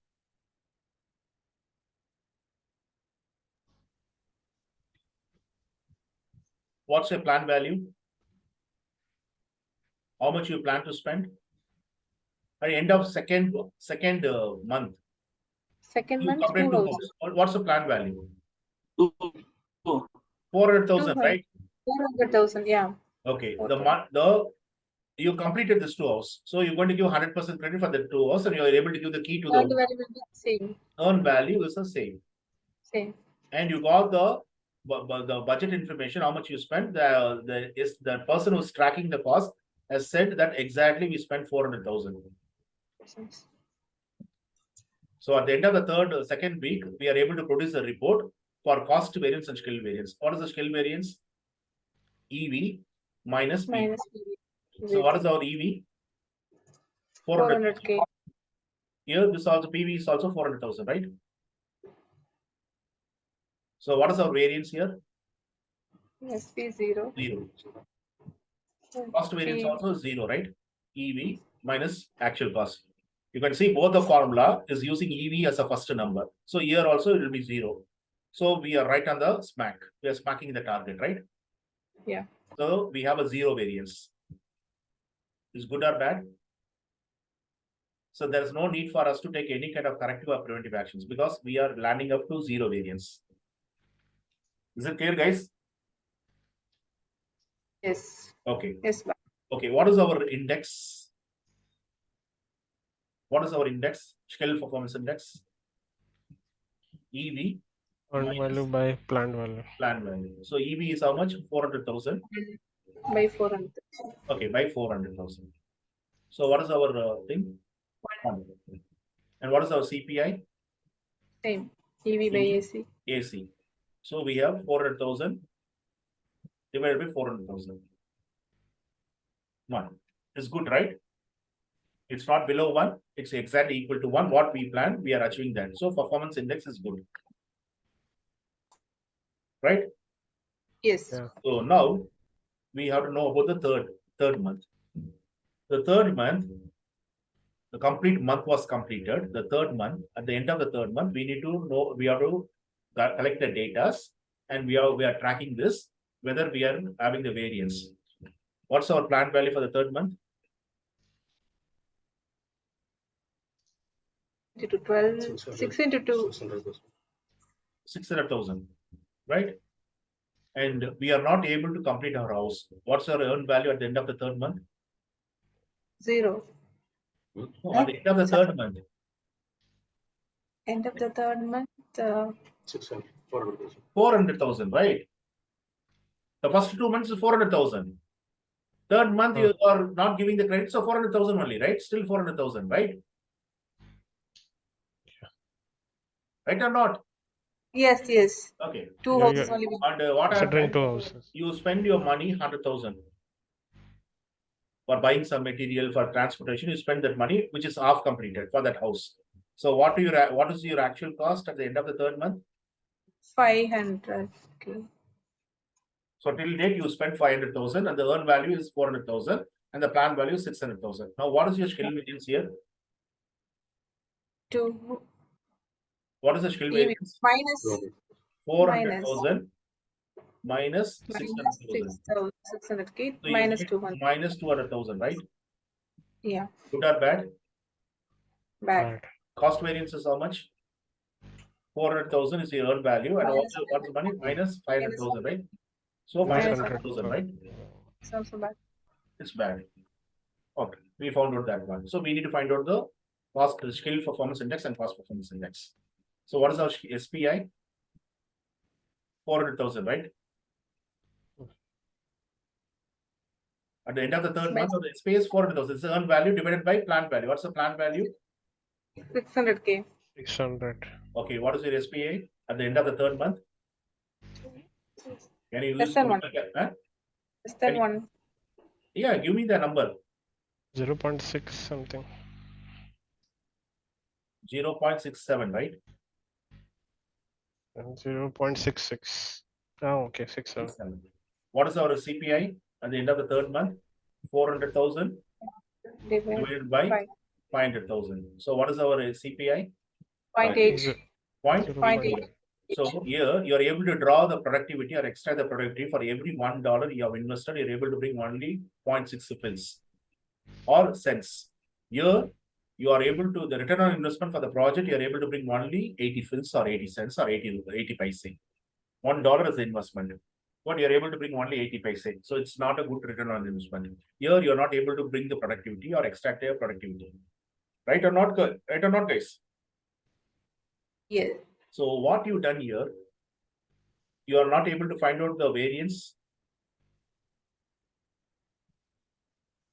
The skill variance and cost variance, you're not able to find out the variance. We got it right. Yeah, you got the variance, right? Yeah. So what is the technique is used for you to find out the variance? Earned value is leading to what? Is making you to know about the variance, right? Yeah. So can we call this one as a variance analysis? Okay. What you done? You never done your variance analysis. You spot out that there is a variance minus 200,000 and what? Minus 100,000, right? Yeah. Yeah. Can you call this one spotting out your variance and your cost variance shows that 100,000 minus 100,000 and skill variance shows minus 200,000. Can we call this one as a variance analysis technique? Yeah, yes. Yeah. No, I can't call this one as a variance. I can call this one as a variance identification. I am able to identify the variance. But variance analysis is something your person who's going to track the cost and skill performance. He has to show where the variance is coming from, where the impact is coming from, why this is a variance, where all the areas the project is getting impacted, what is the root cause, and what we have to do to remove this variance, whether to keep this variance or to remove this variance. What is the recommendation? How to remove this variance? So that is called as a variance analysis. And this variance analysis will be coming in the form of variance reports.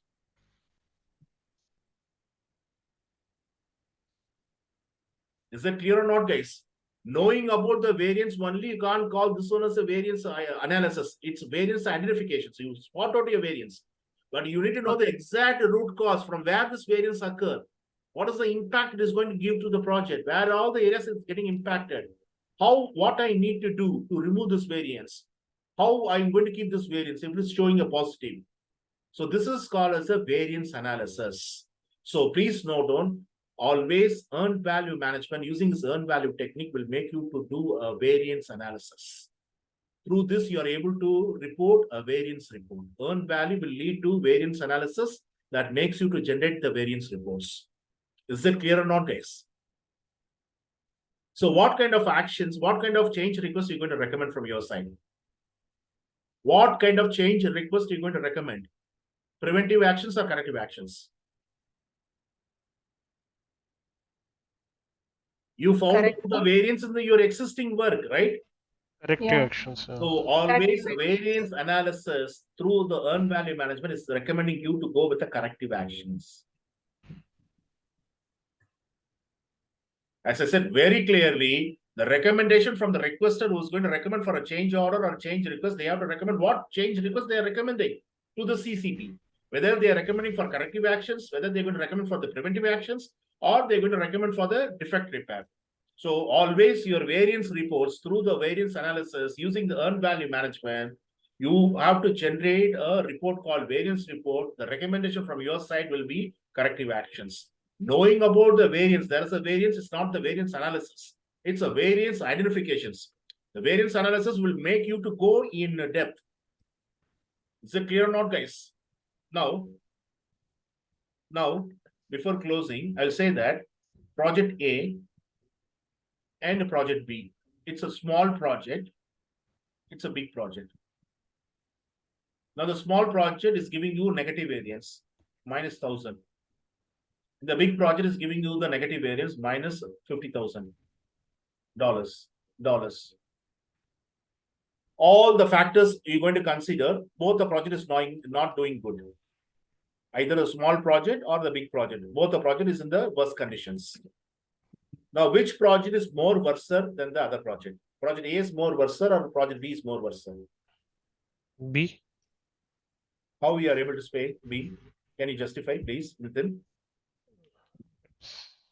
Value is high, minus 50,000. No, that's a very big project. Investment is very big. Small project, the investment will be very small. But the factors, like regulatory factors, the environmental factor, risk factors, market factors, everything is the same for both the project. Now, which project is doing worse than the other project? If you have if multiple project is done in your organization, if the management is asking you which project is doing good, which project is doing far better than the other project, you need to give the comparison. So can you able to give the comparison using the variance formulas?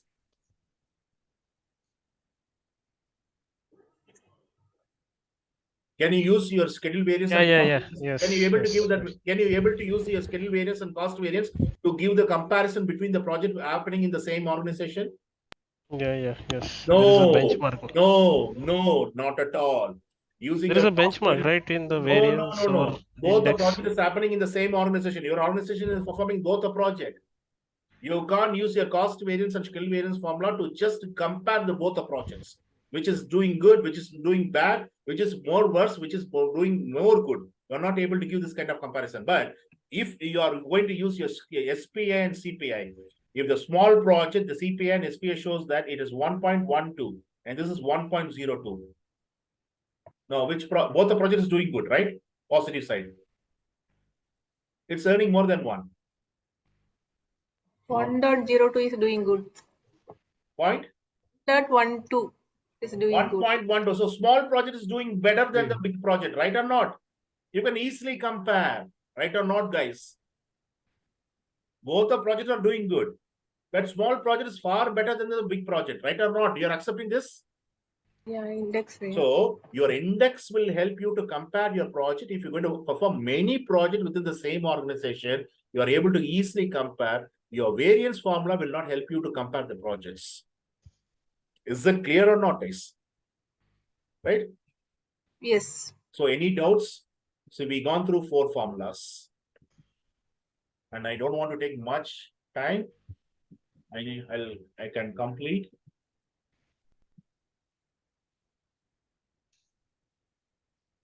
Hello?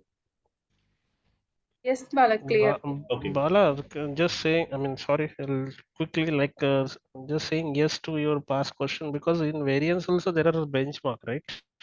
No, Zero, both the projects are the positive, same. negative. Factors and other things are framed. That's a larger investment and this is a very small investment. One project is showing minus 1,000, other is showing minus 50,000.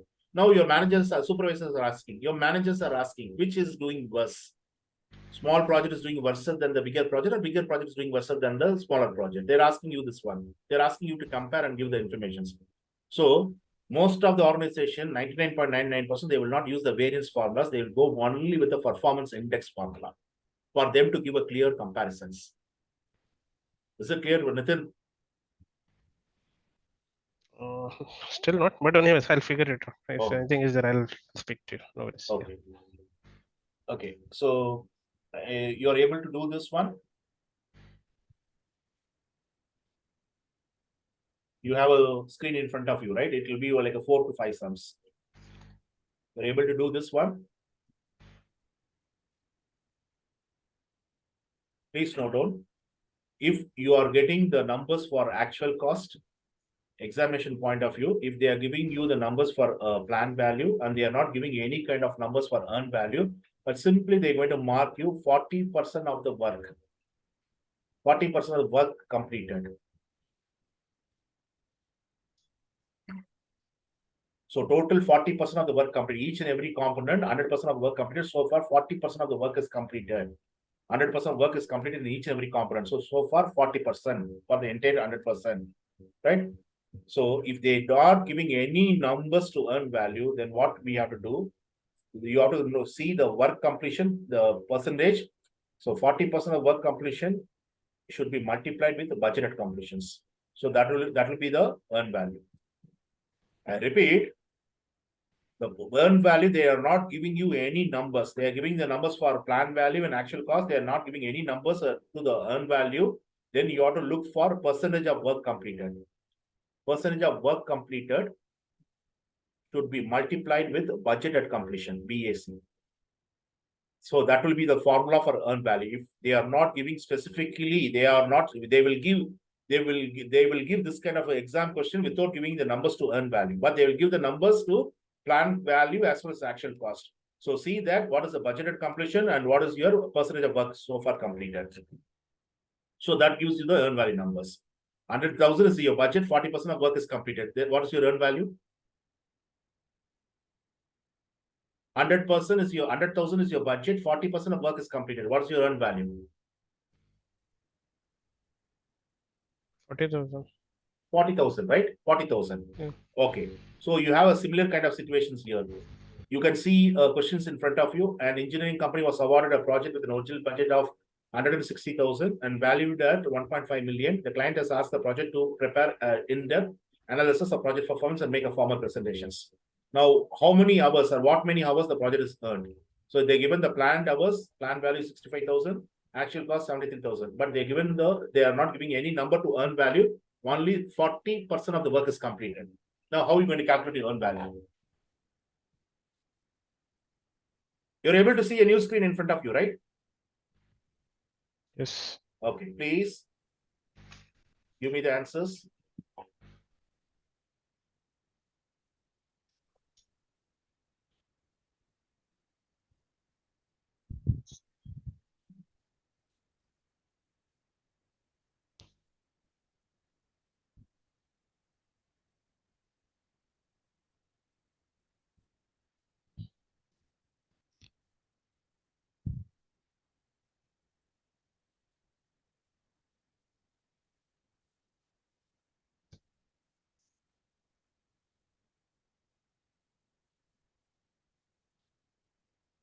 Hello?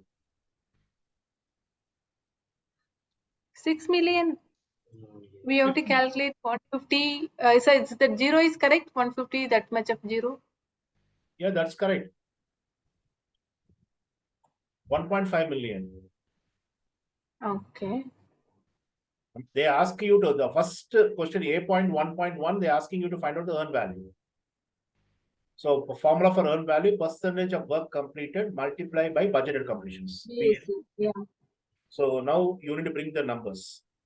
If you don't bring the numbers, it's very difficult because earn value will be the first number. If it is a variance, cost variance, schedule variance, the first number is earn value. If it's a schedule index or a performance index for cost, earn value will be top. So your earn value, you all need to place in the numerator, and the cost performance index, you need to bring the actual cost in the denominator. If it is SPI, you want to bring the earn value as a numerator and the plan value as a denominator. Here you need to subtract variance, there you need to find out the ratio.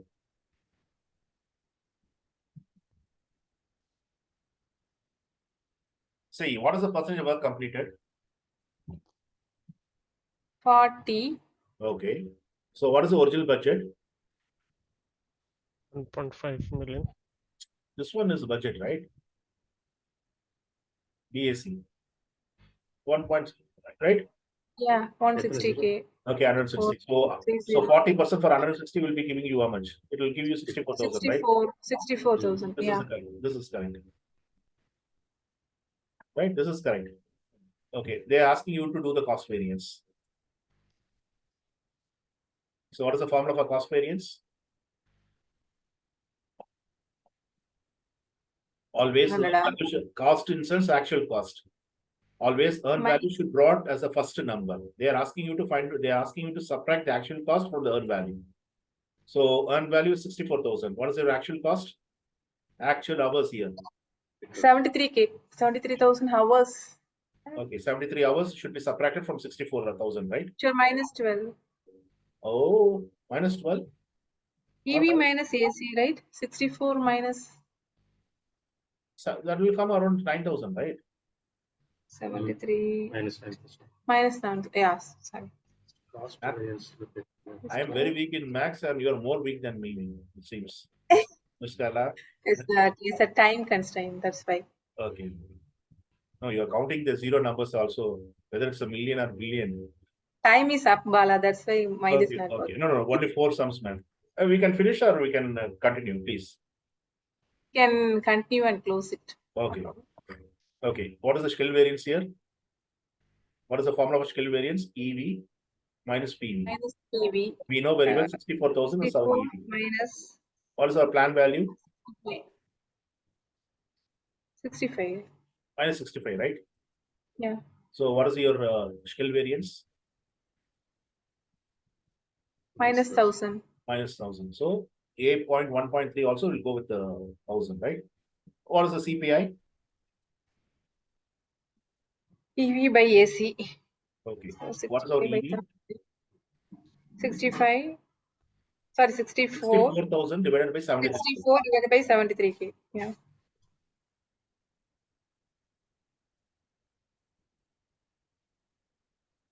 So what is that? 0.876. Okay, good or bad? 0.88, right?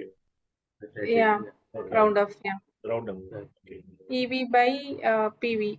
Okay. So SPI 64 by is what? So what is the Yeah. what is the answer for A point 1.5? A point 1.4 will be 0.88. A.